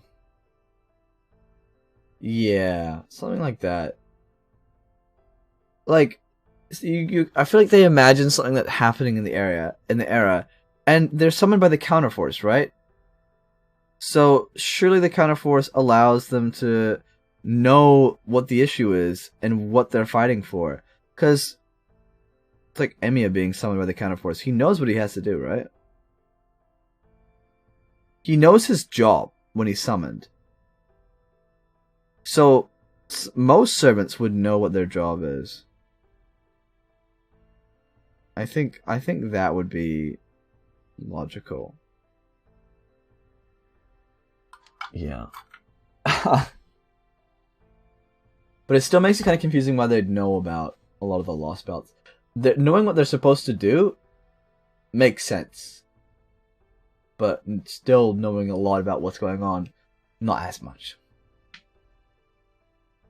We don't know all the servants that were summoned. There could have been a shit ton, and some might have had potential, like, good techniques to learn things. At least that's a working theory. I see. Do you happen to have anything to support that theory? Of course. The very alliance space you're standing in right now. Underground infrastructure? Precisely. A truly omnipotent being would have known about villains like us lurking underground the instant we set foot in here. And yet he has no awareness of this underground infrastructure.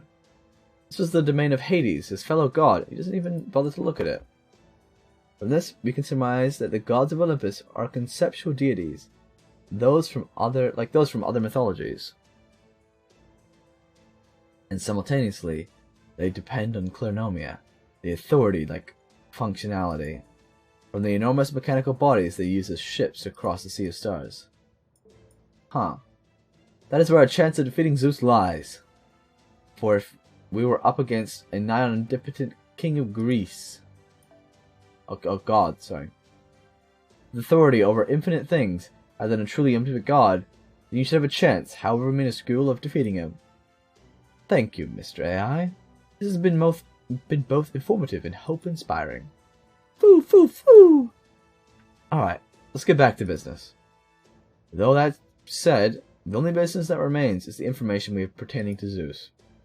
The infinite king of gods, head of the 12 Olympians, and victor of all 4 Machia, has formed a contract with Cristaria as his equal. Well, bet you had no idea about that, did you? Damn, they'd be equals though. Foo, foo! You mean Cristaria formed a contract with not a divine spirit, but a god? But that shouldn't even be possible. Granted, there's no way to test that for sure, given that gods don't exist in our own time. Theoretically speaking, my contract as equals is... Okay, hang on. Let me sure I've got this straight. You're saying this Cristaria guy formed a contract, not with the divine... divine spirit, but with an actual god, right?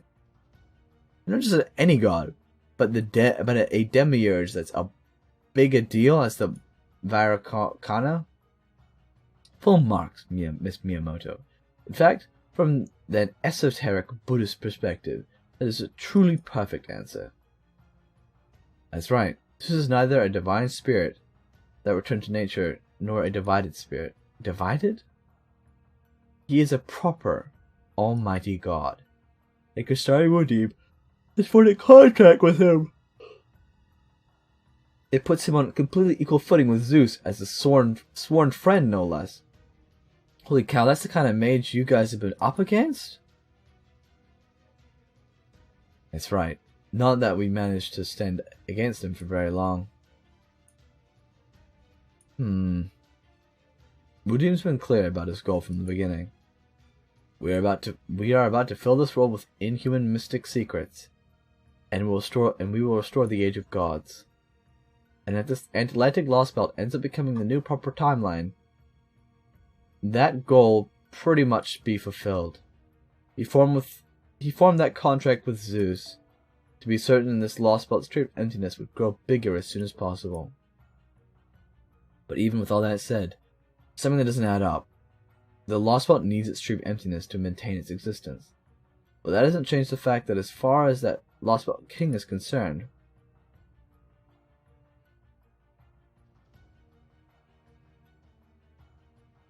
No, Scotty, whoa, no way, QSH, Arjuna, Garjuna. that tree of emptiness is something strange and entirely foreign. But Zeus had no problem with this. I'm sure he had Muad'Dib come to some kind of secret agreement about it. But at this point, I can't see what their endgame could be. Ooh, foo. Keep that furball away from me, would you? I never liked it even when I was at Chaldea. Foo. Hey, easy there, Foo. It's okay. Alright, Mash. This is the last thing I have to tell you. If you want to see Muad'Dib, you can find him in the Great Orbital Shrine, Olympia Dodana.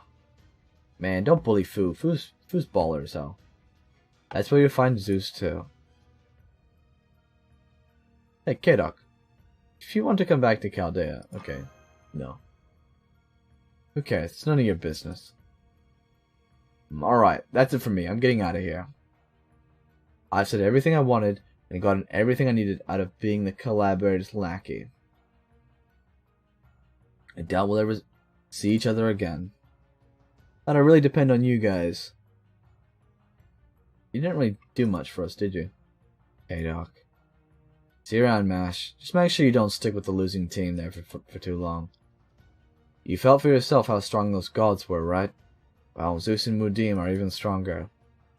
If I were you, Chaldeans, I'd take a good long think about how you want to spend the rest of your lives. If you do survive long enough, make sure you go see Muad'Dib. Never do much? So far, yes. Done something important? Yes. That's perfect, right? Okay, we've got a battle node. Berserker.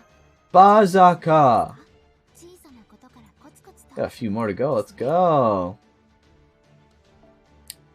Boom, boom, boom, boom, boom.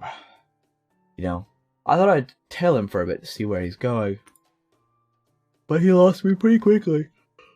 Too bad. Man, turning invisible and then a rapid movement ability is a hell of a spell combo. It might not technically be teleportation. Sure, feels like it. Maybe he's using talismans and mystic codes. This Kistari gave him or something.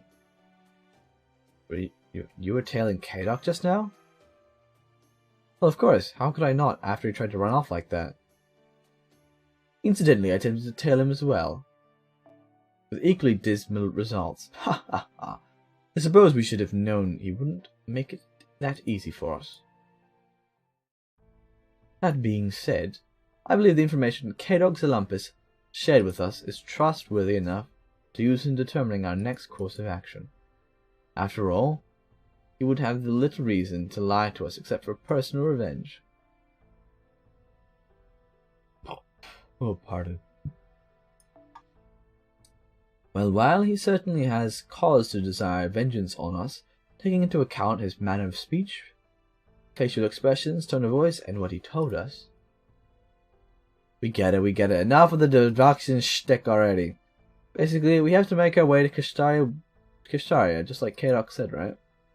And eventually you guys have to cut down this tree of emptiness these insanely powerful super beings are defending. I guess so.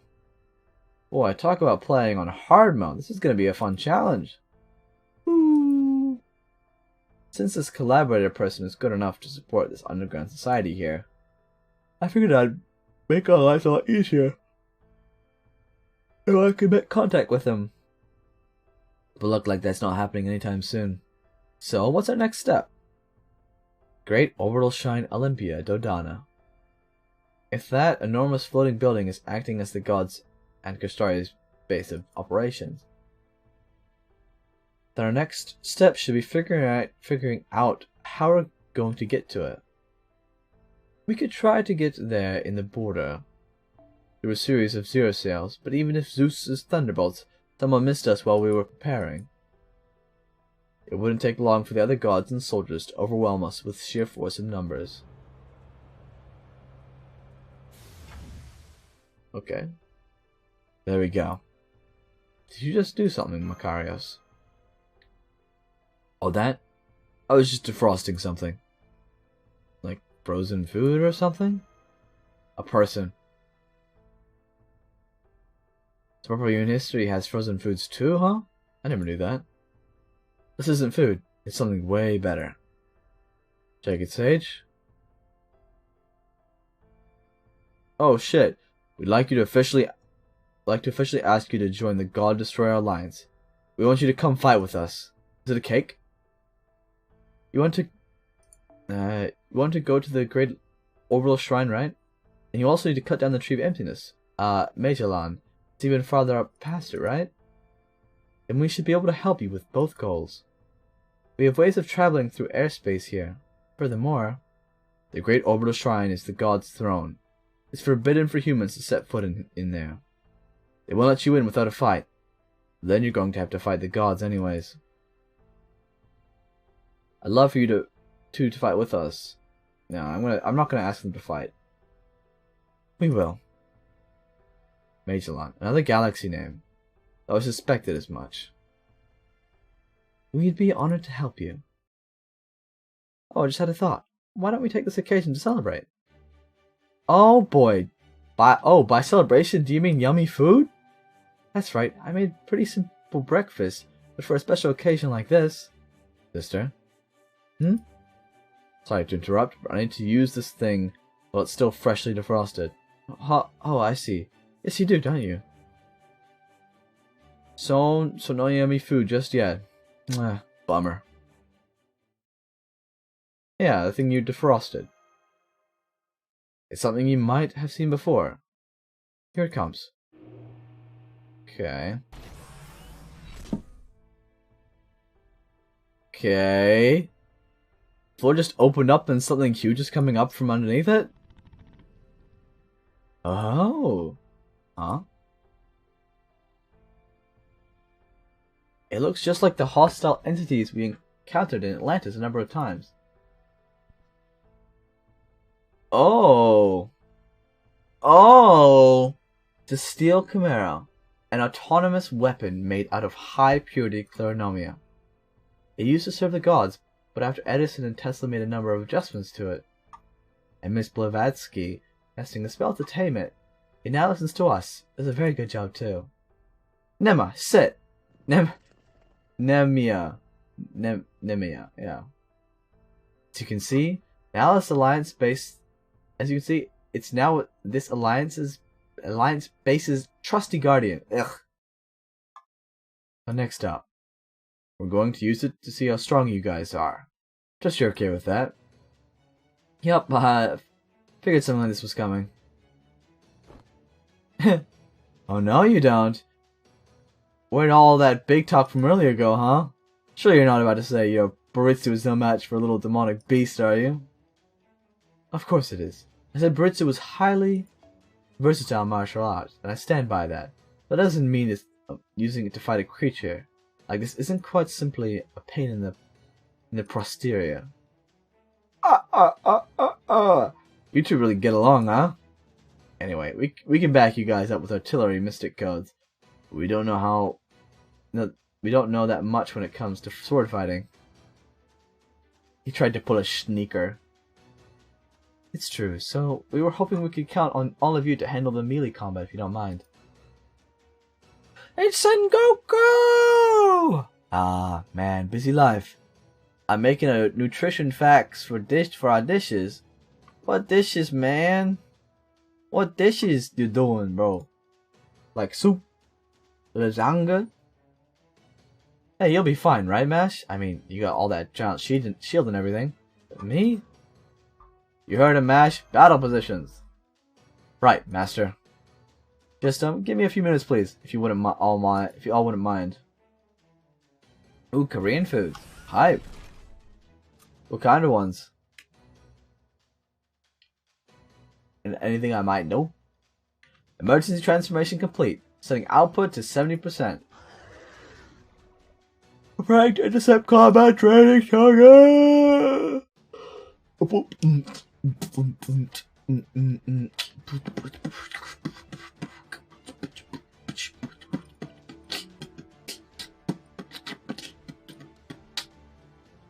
Skibbity bop boom bay, ba ba ba ba ba boo ba boo ba boo bay, ba ba ba. A whole lunch, soup, beverage, dessert, you name it. Oof, oof. Making me hungry, man. You know what I had for dinner? I had, you know, how you get like the breaded fish fillets, and you just put them in like the oven or something. Yeah, I had one of those with ketchup and cheese wrapped up in a tortilla. That goes hard, man. It goes hard. It goes hard. I really like fish food. Korean braised potatoes. Ooh, man, you're making me hungry. Stop making me hungry, man. That's evil, bro. I'm gonna be starving. I'm actually super hungry. God damn. Oh, you're making me hungry too. Yeah. Not like this. Not like this. Yeah, I might need to eat something before I go to bed. I don't know, man. I mean, I had D&D and we were snacking on food, so we didn't really have dinner. Which is fair enough. So I had like a quick thing afterwards, and I was like, now I'm still hungry. I'm trying to eat a lot of food now. I'm gonna satiate my hunger with milk and banana. I might have a yogurt and a banana. Dude, you got the right track, you know? Yeah, I might have like that. It's lost belting time! I'm gonna lost belt! Oh no, I'm lost belting! Ah! Hello, the pasta. How we doing? So how's your life treating you? Hey, get back here! Stop looking from behind the wall. I can't believe you do that. No, it's been alright. I had my D&D today. It's first time in a few, I think it's been 4 weeks since we played. We like to do it every 2 weeks, but on break and things have come up, people busy. Oh, if you like a little taste of Blue Archive, yes. But yeah, we've been a little busy. We finally got to have a session. It was pretty fun. I enjoyed it. There wasn't a whole lot of combat, which is fair enough. But I think it was kind of hard to fit in combat to what I had kind of going and what was around the place. And when they did get into combat, they all began to freak out. I didn't even realize this because it's been so long. I'm pretty good at remembering what happened in the previous sessions, even if it's like a month's time since. But I didn't realize they hadn't rested at all. Like, they had no spells, they had nothing. And as soon as they got into a combat encounter, they're like, oh shit, we can't actually fight them. They managed to get out of it pretty simply. I actually liked how they got out of it. It was rather well. Oh, I gotta give them XP for that. Which is all good. Yeah. College is starting in 4 months. I'm not ready. Oh, fuck. College. Dude, like, is it your first thing of college, or is this just school starting up again? I could recommend you the first 2 bits of story to read. If you're interested, then give it a try. Oh, yeah. I might stop by and watch someone if they do that. Dude. Oh, this feels so weird. So, I have been going to the gym, and I've been doing a lot of, I don't know, pec exercises. Just like chest exercises. And I can actually feel my pecs being a bit, like, bigger. It's wild. Because normally they aren't swole. They're just like, they were pretty small, like. But now they got, like, they're like firm, you know? They're tighter. They're, yeah, they just feel nicer.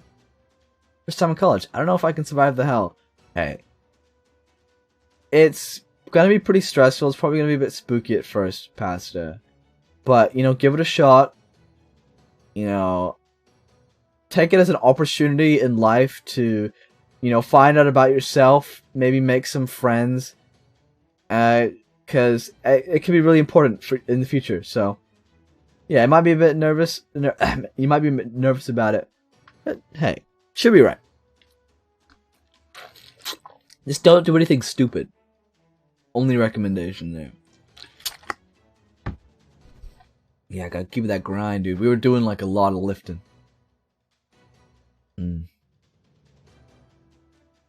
Especially for your wallet. Keep up the grind, yes. Yeah, other than the stress, I had my first experiences there. Yes, sir. There's a first for everything. And if you live life anything like I do, you gotta try things at least once. You gotta do that.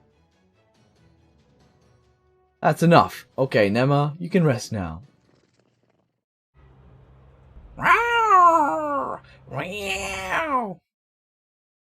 Yeah, it is. Interacting with people is fun. That's why D&D's alright, because you just gotta sit down and laugh. Dude, we actually had a dance number in our session. Like, it was such a goofy session, but I loved it. I think I created the I think I created the best character in so far. Like the funniest joke character that everyone seems to like. I thought Gugrob, this stupid little goblin, would be really funny, but he kind of flopped. But there's a tavern in the city that they're at right now called the Squealing Boar, and I was like, dude, I gotta really lean into this, right? So, it's the tavern is boar themed. So when you go in, instead of a bell ringing, you hear a boar squealing, the Squealing Boar, and it tells the boar tender. So not a bartender, the boar tender. The guy who's this big buff dude, arms like ripped. He's got a pink little apron on, and a nice shirt. And on his head, he has a boar's head, and he serves people like that. There's like a boar everything everywhere, and every single boar pun you can imagine is just there. Like I dead ass. We sat there, going around the table, just making boar puns. Like we really filled up this entire tavern with boar related items. It was amazing. Yeah, like even the boar themed meals. So good. And this guy would just squeal. He would every time someone made a boar pun, the bartender would stop what he's doing and be like, "Yeah, that's what I'm talking about." They'd start giggling and stuff. And one of the characters wanted to start dancing, and it turned into a dance number where, because they got such a really good role, everyone in the tavern just began to dance with them, while this bard who told them a story and stuff, the area, started playing music, and they're all dancing around. Kind of, it was great. And and then it turned into like a disco party when one of the party members did a minor illusion for a disco ball after making a huge firework explosion in the building, and it became Boogie Central, bro. It was so good. We also had a really interesting encounter. I asked the player, like, hey, if you want to explore, I can just roll in the random encounter table. And they're like, yeah, sure. So I did, and I was like, okay. I rolled like a robbing or a mugging that happened, and it turned into something that I didn't think it would. It was very funny. It was very weird, very funny, and I'm gonna keep running with this. So, gotta love improv, man. So the encounter was to try and rob the character, the NPC, PC. But the person that was trying to rob got a really shitty roll, so they didn't manage to get anything. And the PC turned around and was like, "Hey, you're stealing from me! Stop doing that!" And then we're like, "No, I would never steal from you." And then it's a dwarf in a business suit. And so they made it really awkward. They're like, "Hey, I know it was really awkward because like I want to say like I'm hot stuff, I know I'm hot stuff, but you don't need to fill me up like that." And the guy's like, "Oh no, it wasn't that. Okay, I would never do that," making it really freaking awkward. And they checked, like nothing was stolen.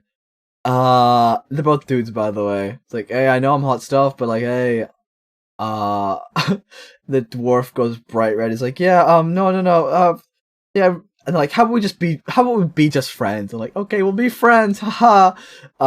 Proceeds to turn around and begins to book it out of the way. But while they turn around, the PC decides to pickpocket him back. But, big but. They rolled a natural 1, and I think they might have a negative on their sleight of hand check. And how we all agreed it went down was that,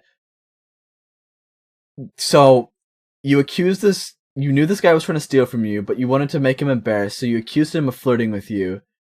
A natural 1, yeah. So when they go to run away, you turn around and try to steal from them, but you didn't. They didn't even have back pockets. So when you went to go grab something from their back, you actually just grabbed his ass as he runs away. So it became a very Ayo sus moment.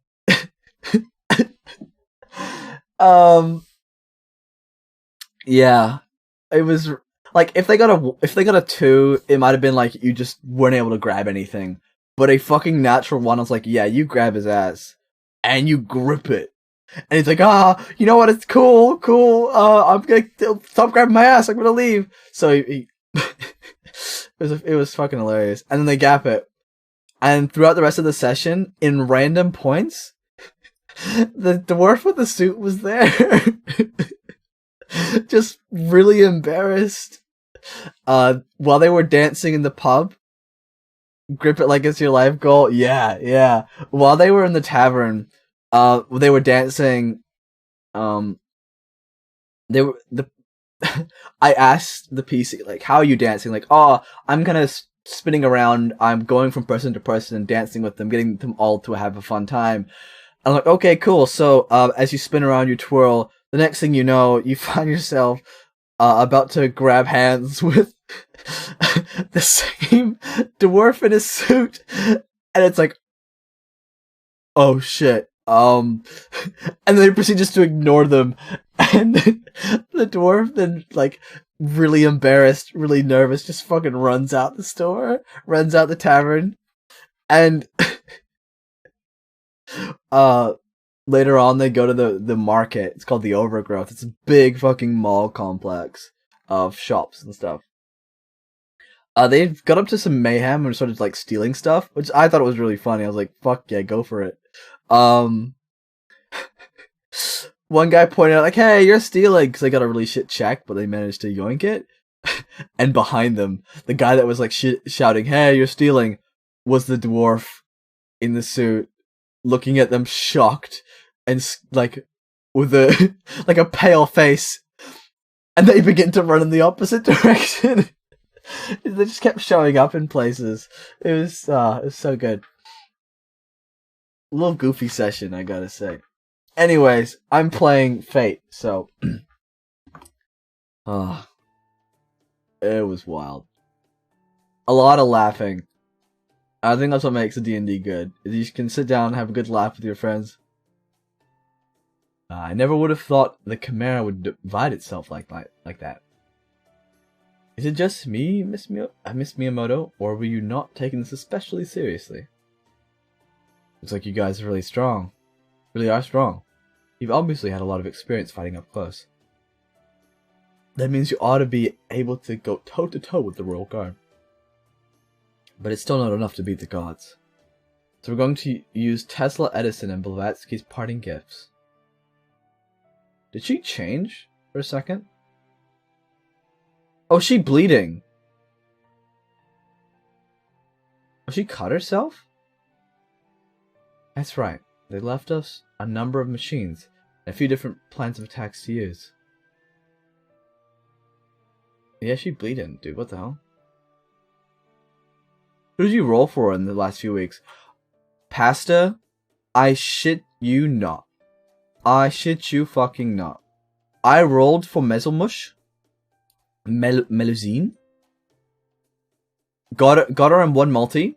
I then rolled for Koyanskaya. Got MP2 in 2 multis. So that's 60 quartz, I got MP2. And then I rolled... I rolled for, Oberon. I got him in 1 multi. Absolutely bonkers. Yeah, I had 1,000 Senquarts. I spent 100 to get the servants I wanted. I did spend all of my Senquarts though, because I was trying to roll. I spent a little bit afterwards to see if I could go like MP2 on stuff. But I spent the rest on the what's her name again, Morgan Banner. Because I was like, you know what, I want a 5-star Zerker. Nah, I didn't get Morgan, unfortunately. So I spent like 600 quartz, I think. No, not 600. 450 around there. Quartz on Morgan. Didn't get her. Although I did get Artoria Lancer in 3 tickets on the story banner. Yeah. So I got Koyon MP2 and 2, Oron 1, Mezelmush 1, and then I got Artoria Lancer in 3 tickets. That's a lot of 5 stars that I need to level now. Although Koyanska is already maxed. I just immediately did that when I got her. Oberon, yeah, he can chill. These God-slaying blades are the best tools the God Destroyer Alliance can offer you. Adelaide, you're hurt. Huh? Oh, I guess I must have gotten hit when Emma's shards went flying. Don't worry, I'll be fine. She's bleeding from her right arm, we have to stop it. It's okay, she'll be fine. In fact, it's a good chance to show you something. Just stand back and watch. Huh? Your injury is healing itself? Still hurts, but the wound is gone now. By tomorrow, there won't be a trace of pain left. That's really okay. Don't have to worry. I got Koyon in 9 tickets, while Oberon took all my Senquarts. Wow. Still, Koyon in 9 is a pretty big W. I did get Oberon, but not after a Nightingale spook. Bro. I have to say though, I went batshit insane. It's like Mezelmush in 1 multi, that was pretty hype. Koyon MP2 in 2 multis, that was absolutely insane. And then Oberon first try, oh my god. That was just the cream of the crop. That was... I swear, every time I got to summon someone good, I just killed someone. I think a lot of people did get lucky. Nah, it's because I'm streaming, bro. I'm a streamer luck man. Peak. Woo. You can burn us, shatter us, tear us apart. Doesn't matter. We'll always go back to our perfect forms.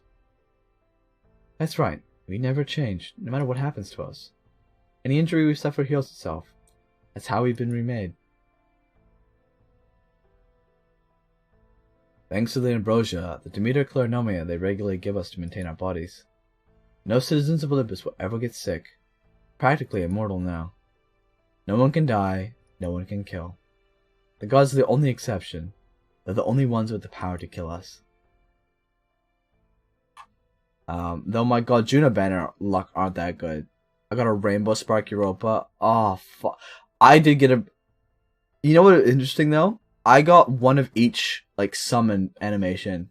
I got a Spark animation for the 5-star. I got just a Spin Gold. I got a Gold Ring for a 5-star. And I got a Rainbow for a 5-star. Hit all the marks. It was so good. But this... dude, the spook, though. That sucks. Huh? I love seeing rainbows, though. It just looks so nice. Yeah.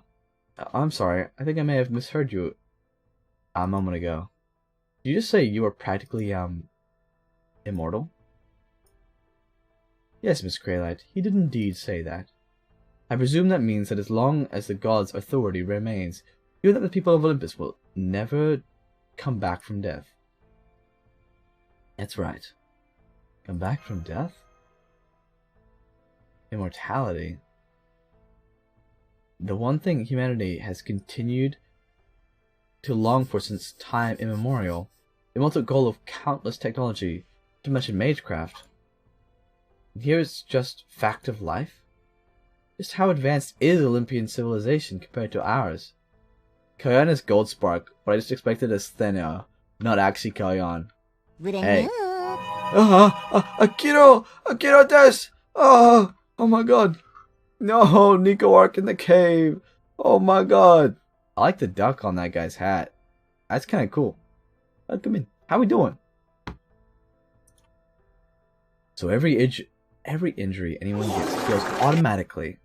And my mouth is open, bro. My mouth was freaking open. And damn, did that taste like shit.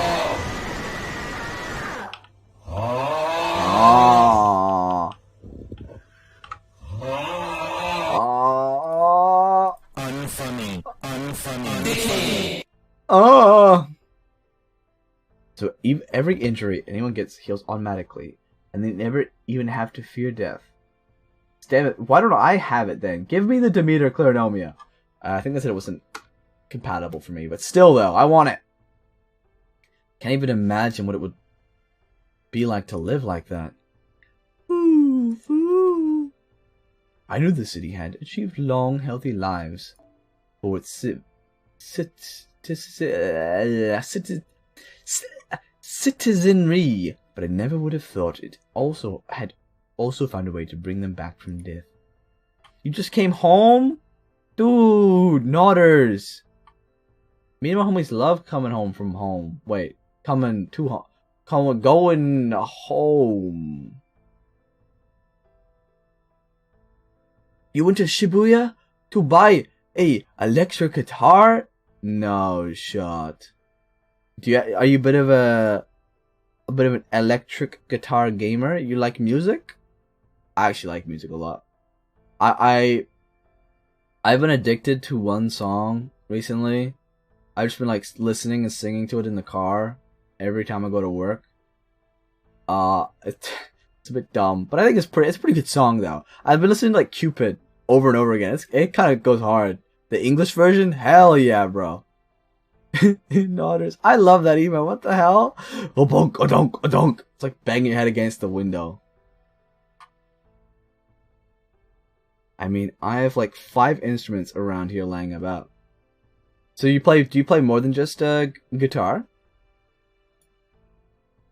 Never mind Utopia. This place would have seemed to be a bit more akin to heaven. Our collective idea of a blissful life after death.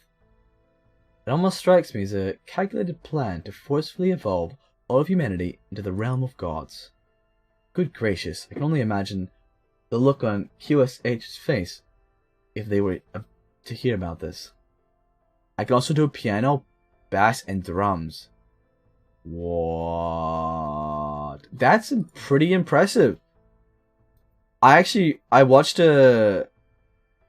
Whiplash recently. It's like the meme with the guy doing the drums.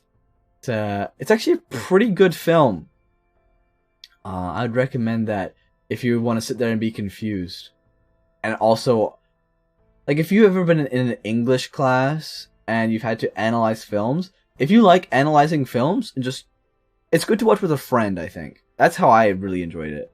We're just sitting there with, like, my friend, and we were just talking back and forth, pointing out parts of the movie, like, oh, dude, that's totally his perspective right now.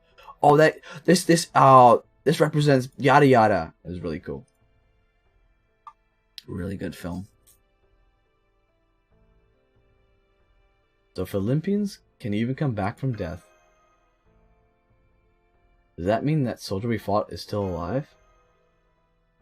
Yeah. Wow. Right, now that you mention it, that reserve soldier we first fought after the alarm was sounded he was dead. I killed him myself. Now that you mention it, there was something strange about it. Even if I dealt the killing blow, I didn't feel as if I'd really won. I guess him not actually dying would explain it. Also, it's kind of odd how they made Pekora an ambassador, but Fubuki didn't get anything, even though she played longer as I've known. Sad Newt. Yeah, I find that interesting. You know what? Why don't they make me an ambassador, bro? I'll shill fate. I'll shill it. I'm a funny little stick man. I'm a VTuber. I fit those boots. I eat carrots all the time. They're like my favorite fruit. It's very interesting, though. I feel like there's a lot of people they could have picked, right? She's probably more popular, yeah. Also, Lizard Oni! Help! I lost my belt. Can you find it? Okay. Donnie? Oh, Oni. Lizard. If we're gonna find your belt, we're gonna need to cooperate here, okay? We gotta work together on this. It's gonna be like the Dora thing. Like, can you find my boots? Can you find my belt?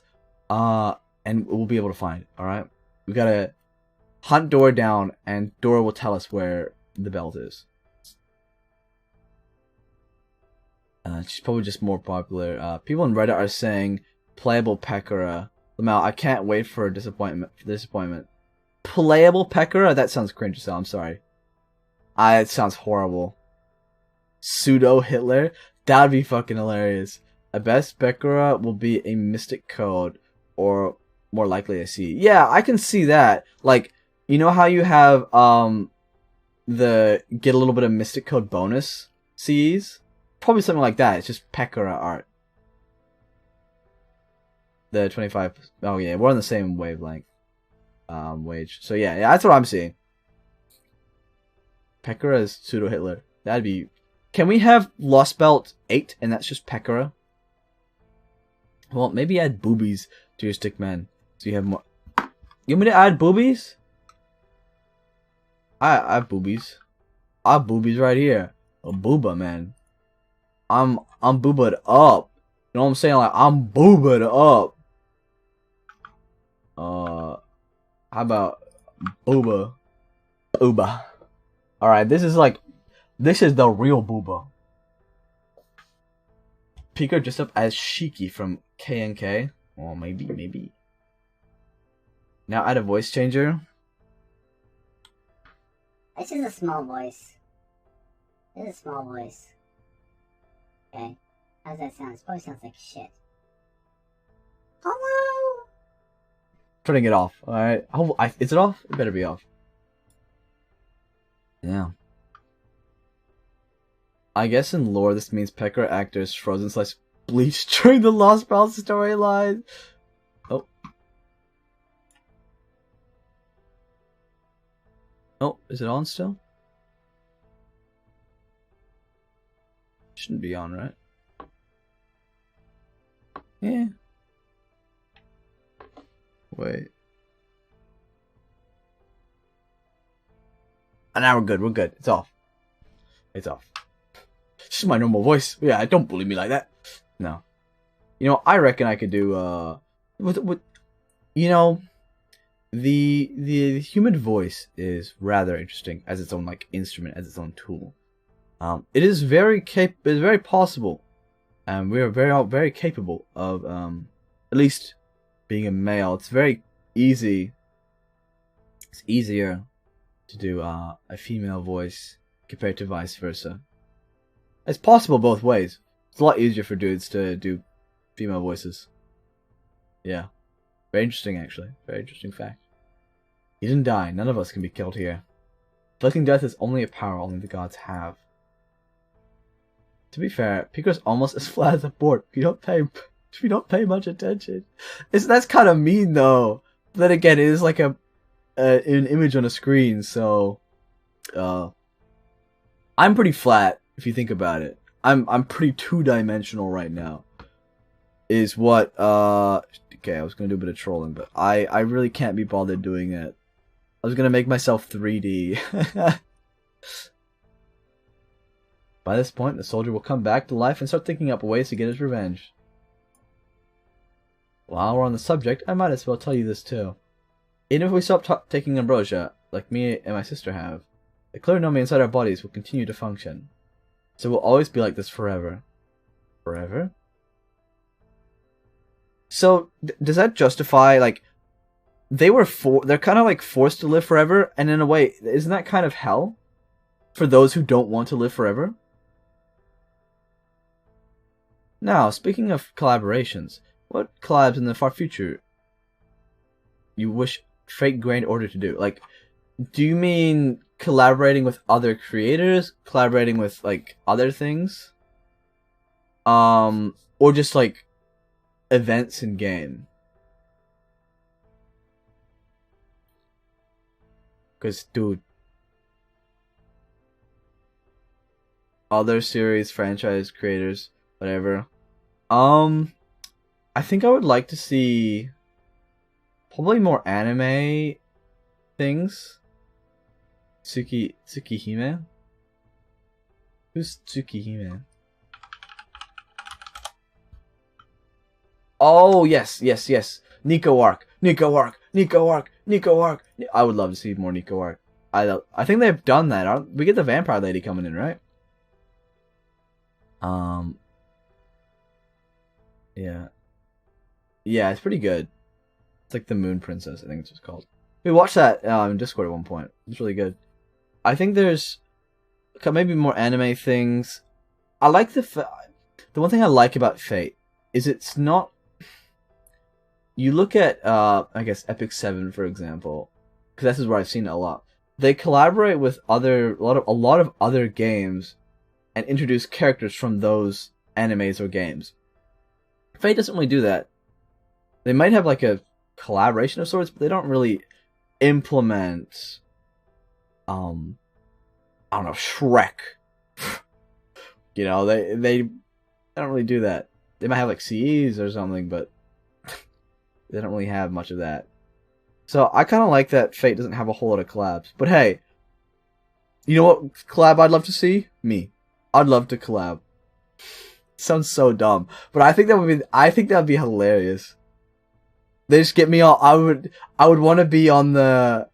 Dude, I'll get to the point where I can speak fluent Japanese, and then I'll be on the JP live stream.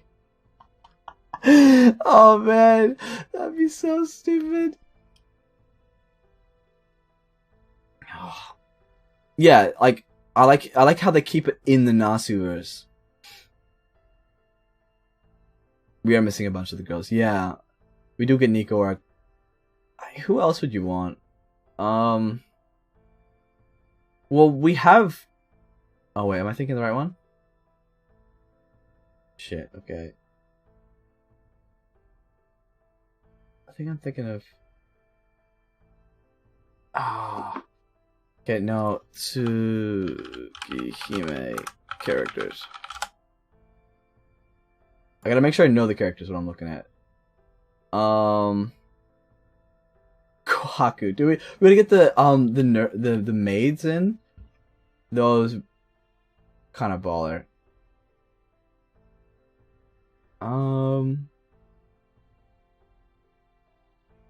You like who's the main character? Just like a lot of them they could put in. CL, Arc, Shiki, Teacher, Kohaku, another twin, his sister. Yeah, they could really they could put a lot of people in. I wonder how they do an event for that though.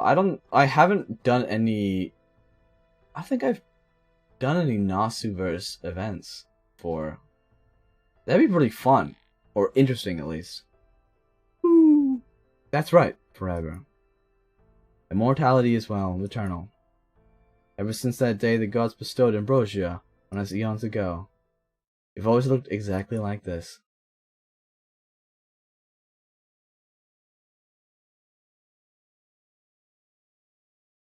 Yeah, they're actually trapped. So technically we're doing them a favor if we kill them. Shiki's the MC of Tsukihime. He is who KNK's Shiki is based on. What's the full thing of KNK? Like, what's the full name of that? That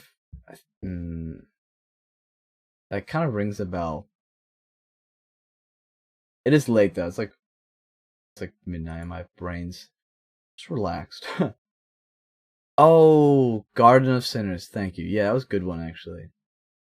Yeah.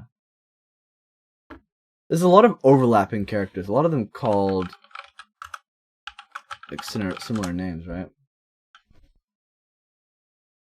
Dude, Garden of Sinners goes hard. Oh, yes, I liked it a lot. There was so many movies, bro. We have Garden of Sinner characters. You know that.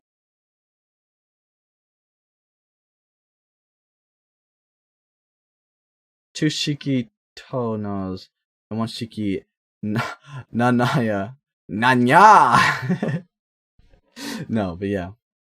That would be specific. Yeah.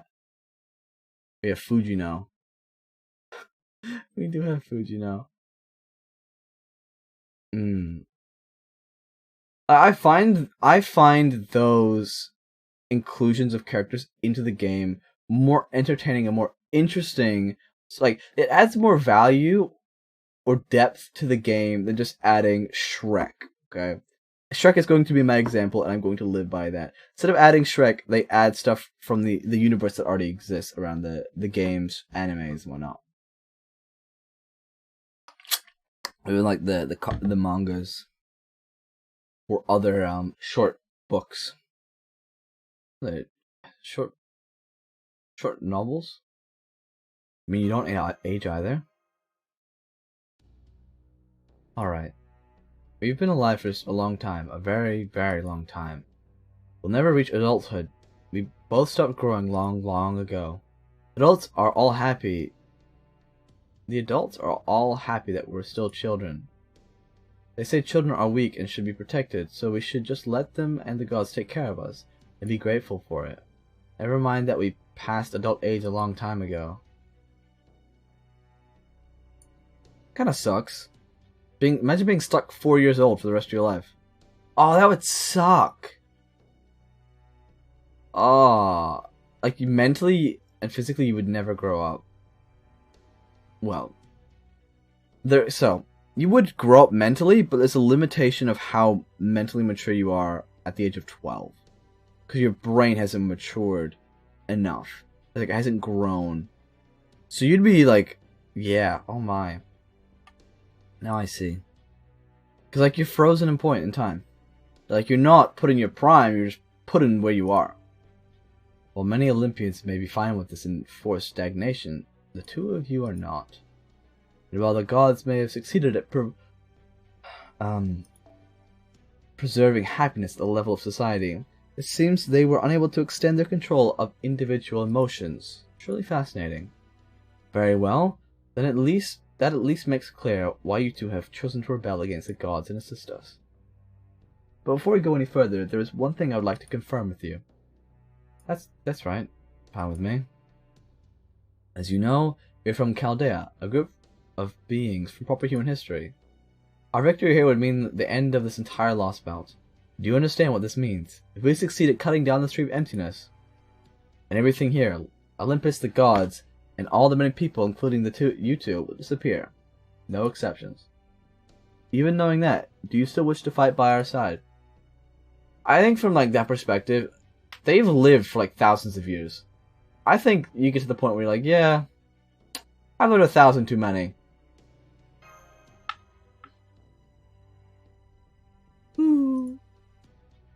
Yeah, we do. We don't need to keep living the same day over and over forever. We want to see a new tomorrow. Even if it means we end up dying for it. Oh no. Please, don't be sad, Mash. We spent an entire century thinking this through from every possible angle. And this is what we decided. We want to see tomorrow. A real tomorrow. A day that's different from the one that came before. Something more than just another day. We've already lived more than enough for countless lifetimes. Do you have any idea how old I am? Well, I remember everyone in Atlantis had a lifespan of at least a few hundred years. So I'd guess maybe twice that? Or several times? A few hundred years, huh? The gods' protection must have worn pretty thin for them. I'm jealous. Back during the fourth Machia, we were actually supposed to go to Atlantis ourselves, along with all the other people who supported the faction that wanted coexistence between gods and humans. But what happened was, we missed the last boat, and we'll never have another chance since the gods don't allow any of us to leave the city. Well, hold up. The fourth Machia was the war between the gods. Didn't that happen something like several thousand years ago? So you guys are saying you're a few thousand years old? No, we're not.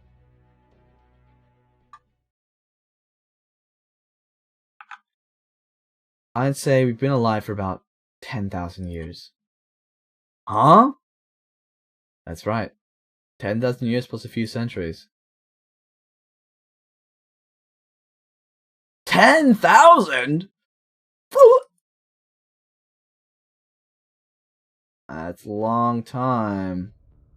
We're citizens of Olympus, pussy. Where the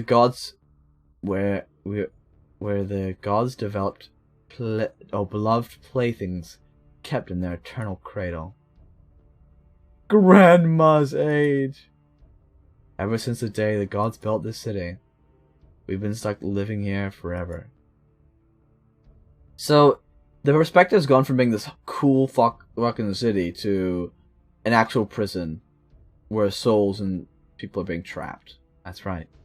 For over 10,000 years, we've been forced to live millions upon millions of versions of essentially the same day. Never getting to set one foot outside the city's limit. Never getting to grow or change. For 10,000 years, we've been utterly stagnant. That sucks. It sucks from the perspective that you don't want to live anymore. Or that life is just... okay. Ooh! Oh, never mind. I hate it. I like this swimsuit one better. I was really hyped for something. She just got bigger legs. She's just taller, actually. I think from the perspective of not being able to... you're forced to live the same day over and over again. That's hell. But if your every day could be different... immortality where you are free to be immortal and do what you want, free to live, that's different. Here you are immortal, but you are free to only do what the gods will you to. And it's the same thing over and over again. It's not very nice. I mean, do they have Fortnite? You know, do they have... Can I play Fate in Olympus? Play Minecraft? If I can play Minecraft, that's a pretty big W. Okay, I gotta do 2 more nodes.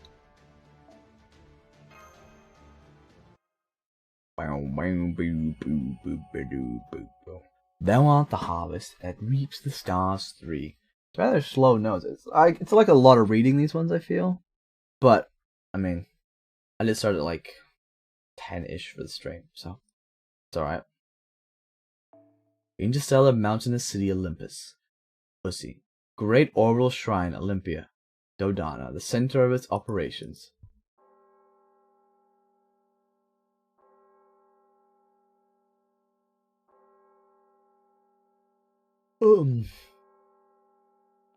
Okay. Alright.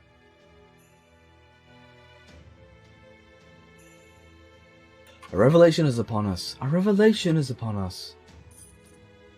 Now is the time of revelation. He is all-powerful justice, the direct heir of primordial chaos, and ruler of all things. He is the one who shall keep all of humanity safe. He is the one who should rightfully rule over all worlds. He is the wielder of the great thunderbolts, capable of shattering even the Adamus scythe. None less than the authorities of Gaia, and the Malay bow to his will. He is the great Demiurge, the one who wields the Cronus crown for all eternity. Now behold the words of the almighty Zeus. Oh my. He looks familiar. I swear I've seen that face before. There is work to be done. I command you by my name, Demeter, goddess of the land, to grant the vast earth of abundant harvest, in my own flesh and blood. You are to eradicate the Chaldeans who lurk within my city. I permit you to use your Aletheia in every district of Olympus. May your piercing shriek shatter the bones of the enemies that threaten our world. Dad? I mean Daddy? I mean Pop? I mean... I did not like saying that at all.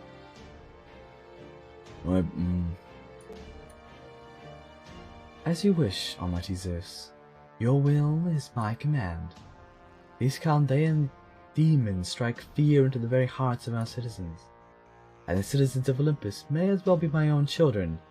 My duty as a mother is clear. I shall use every power and authority at my disposal to eradicate them.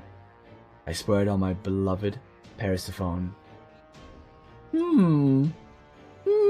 What a lovely oath. By a lovely goddess, I'm touched, truly. I see. So you've sworn this oath on your precious daughter, Lady Persephone. Then heavenly Zeus' will is certain to be fulfilled, no matter who may try to stand in its way. Forgive me, King of the Gods, but may I offer a word of advice?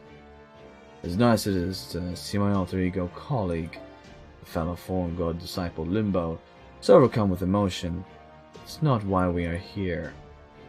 Might there be any room for us to join her on this mission? Your help is not needed. I have no orders for the likes of you disciples. That is a pity. It seems we still have yet to fully earn your trust. May I say something, Father? Yes, Father, may Big Brother say something? While I do have my concerns about sending Demeter out on this mission, I'm happy to abide by your judgment, if this is what you think is best. That being said, there is one thing I'd like to ask. Please tell me, why did you place such a curse on the sage from human history? Oh. Do you notice that, Caster? Child of old, whose veins run my blood. Very well then, I shall tell you. That stage is a prime example of the very worst of humanity. Thus he does not deserve to be met with the full wrath of my lightning. I trust you can understand that. Father, if I may say one more thing, why did you not strike him dead on the spot? Big brother? And why did you not commit Caldera submarine to disembark on our Holy Land? If you had only used your true great thunderbolts, the entire ship would be... Enough, Castor. You may be Almighty Zeus's child. That does not give you license to speak to him however you like. Remember, you are in the presence of the King of the Gods. It's all right. I forgive your transgressions, Castor, and I admit your words possess an element of truth. Indeed, I am all-powerful, but I wish I could have easily reduced them all to dust. However, there is one thing you must never forget. If I were to use the true strength of my great thunderbolts, they would demolish the city and obliterate the populace. Not even Demeter's regenerative gifts would be able to bring them back. We must protect the city, we must protect the populace. Forever since the second Machina, 14,000 years ago, the day we obtained the Cornish crown, we have ceased to be a fleet of mechanical arcs crossing the sea of stars, and have become gods. Cool. I take it your divine revelation is over then. That must be quite tiring for you, King of the Gods. Especially since merely keeping Olympus running must take at least 90% of your resources. I can't tell how sorry I am for letting these Chaldea insects slip inside. Oh, his eyes have changed. I could say the same to you, Udim. You have nothing to apologize for. You entrusted Canis with the task of stopping as I did with Odysseus. Both failed. Indeed, Chaldea surpassed both our expectations. Revising our estimation of them is more than sufficient. I see. I don't know what to say. Hearing you say that to me, a mere human, makes me feel I have even less of a leg to stand on. I may seem cool and collected, but I was actually steeling myself to face some kind of penalty. You are my friend, I know, so don't you want to admonish me at least a little? Ha! I could never let the other ships, gods, you tease me like that. But, as it's just two of us here, I cannot help but be more lenient with my judgments. Be at ease, young mage. There is no one else here for whom you need to perform. That goes for the foreign god too, of course. Even as we speak, I'm using all my authority to keep this conversation private. Whatever we do or say here remains strictly between us. That said, even I cannot hide from the priestess' prying eyes, loath though I am to admit it. That's because she's the observer. In a sense, she's even more trouble than the foreign god, who still lacks a body altogether. But simply knowing that she will not hear what we have to say is more than enough. Since that will give us an opportunity to verify our endgame goals with one another. As you have surmised, Zeus, the foreign god is indeed keeping a close eye on me. The other egos may be supervising the other cryptors.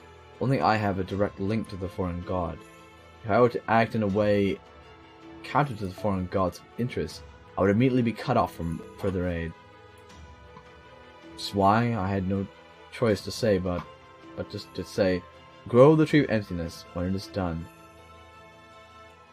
And when it is done, the reconstruction of myth will take place. Yes, I remember that. You also said that this planet's surface activity would be restored to the Age of Gods, and the gods would soon after resume their reign. I agree with your conclusion, but insisted we face with one another in combat.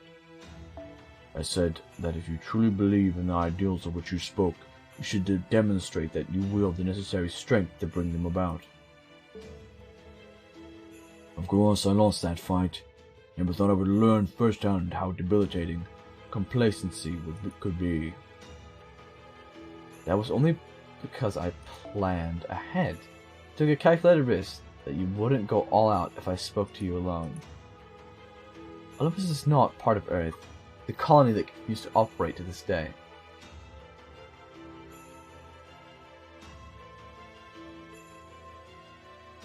Wait.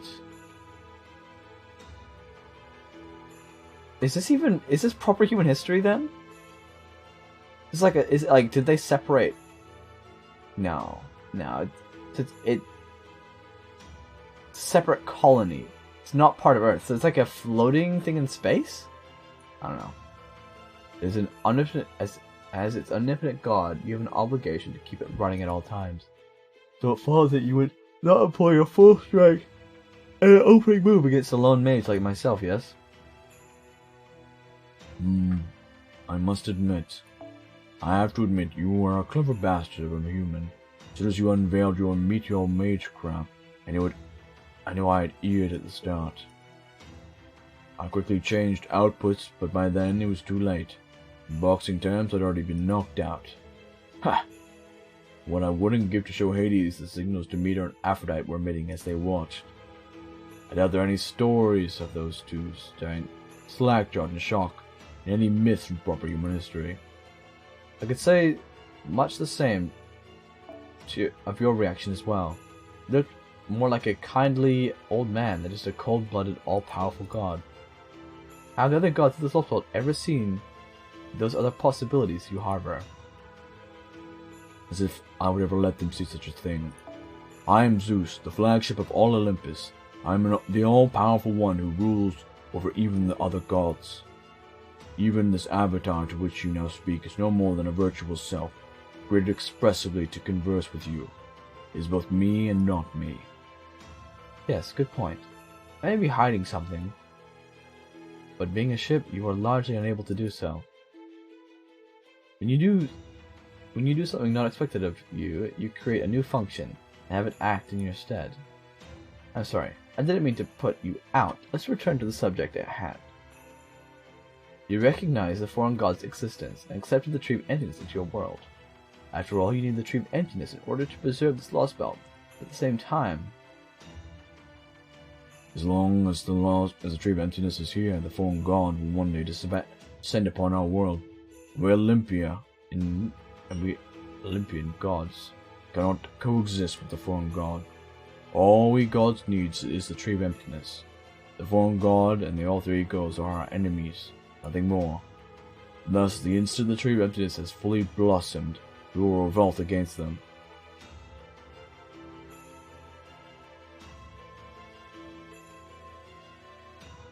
I will claim the Tree of Emptiness for myself, and destroy the foreign god's point of arrival.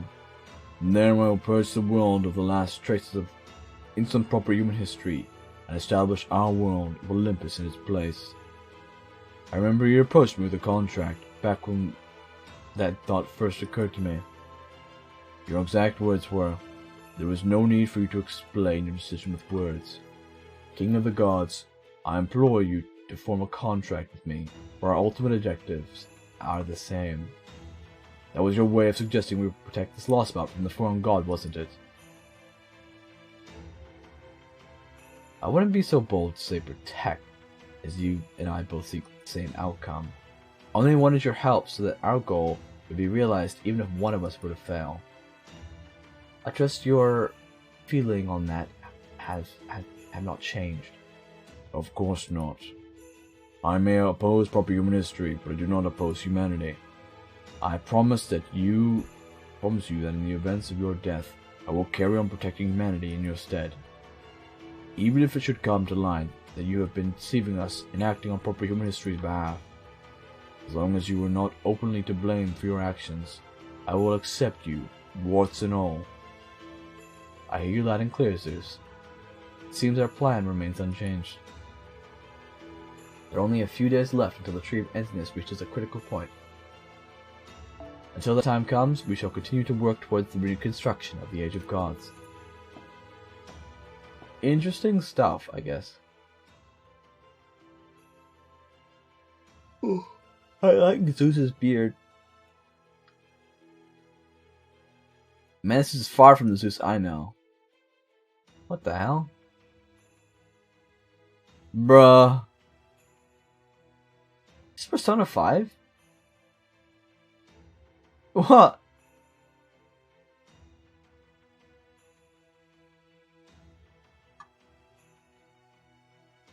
Oh, I think it is.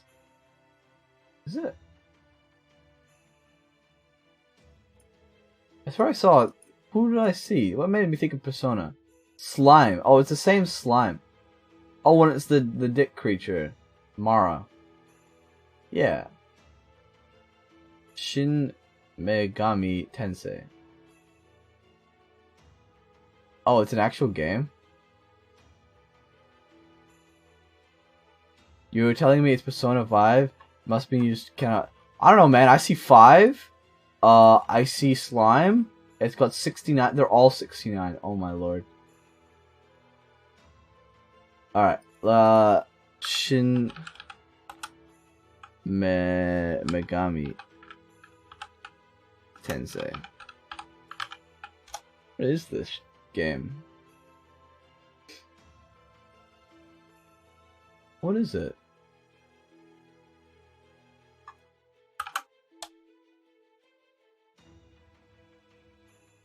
Huh.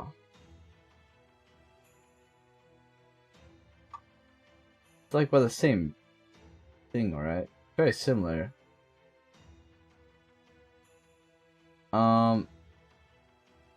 Why does it have like same characters, like same creatures as Persona? You know, it actually reminds me of like the Hercules from the Disney movie. Man, I'm so tired from filling the nutrition facts. Dude, nutrition facts suck. I'll eat whatever I want. Oh, SMT is the original series. Oh, I get. Okay. I see. Alright, sorry, my brain's kind of drifting. I'm gonna finish this reading note and I'm probably gonna go to bed. But then, Persona becomes the franchise's cash cow. Alright, why did Persona pop off by the other one? Is the other one just not as interesting as a concept? Seems similar. Yeah, you continue to walk tightrope with the foreign god Olympus and Chaldea all aiming to knock you off. And you do so with aplomb. Wait, Redeem, there's one thing I would like to verify as well. Yes? You told Canis the stars indicated you would need to fight 2 more times, yes? One of those happened in Atlantis, leaving only 1 more. So you are to save your final battle for me, understand? I forbid you to waste it on either Chaldea or the Alter Egos. I want you to fight. I want to fight you once again. And I want you to stake the future of this world of gods upon our battle. Of course. Persona, haha, fun, haha, school gang saves world, let's go! It's the best kind, right? Life is pain, I hate... Bro, can't say that. Can't say that, man. Better, apparently, relationship, the RPG is better than what will you do in the Godly Demonly Apocalypse RPG. Ah, I see. When that time comes, I will gladly face you with all my strength, so that I may live up to your expectations. I will fight you, Zeus. Oh, it's done. I don't think I can... Oh, 2 more reading. I don't think I can handle doing another one. My brain is just... You know, I'm gonna fall asleep. Oh my god. I was stretching, that was... Dude. Wow. Me too.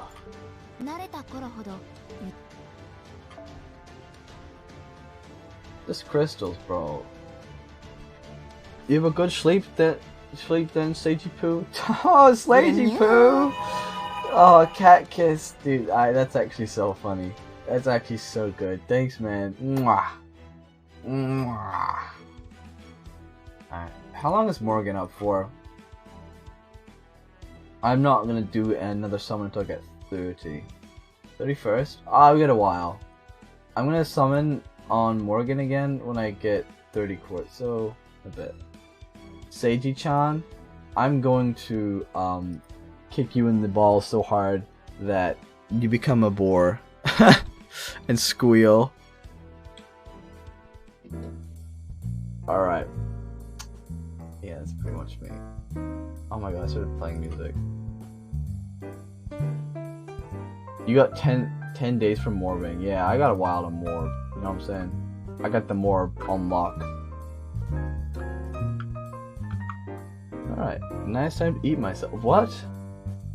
What? Okay, you know what? I'm not gonna ask. Me tired. Me bye-bye. Yes. Alright, well, thank you, stream. No problem, guys. I'm glad you stopped by.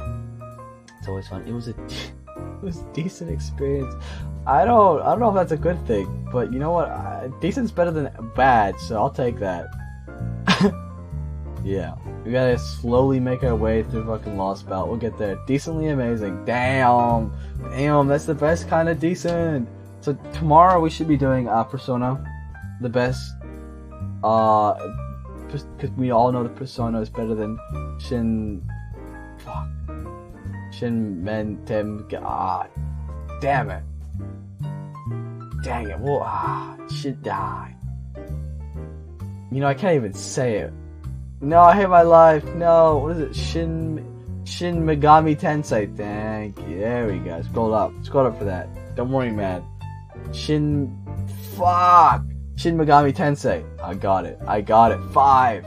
That's what we're playing tomorrow. Get ready. Get hyped. I know I'm hyped. I know. Thank you for watching. Hope you have a good night.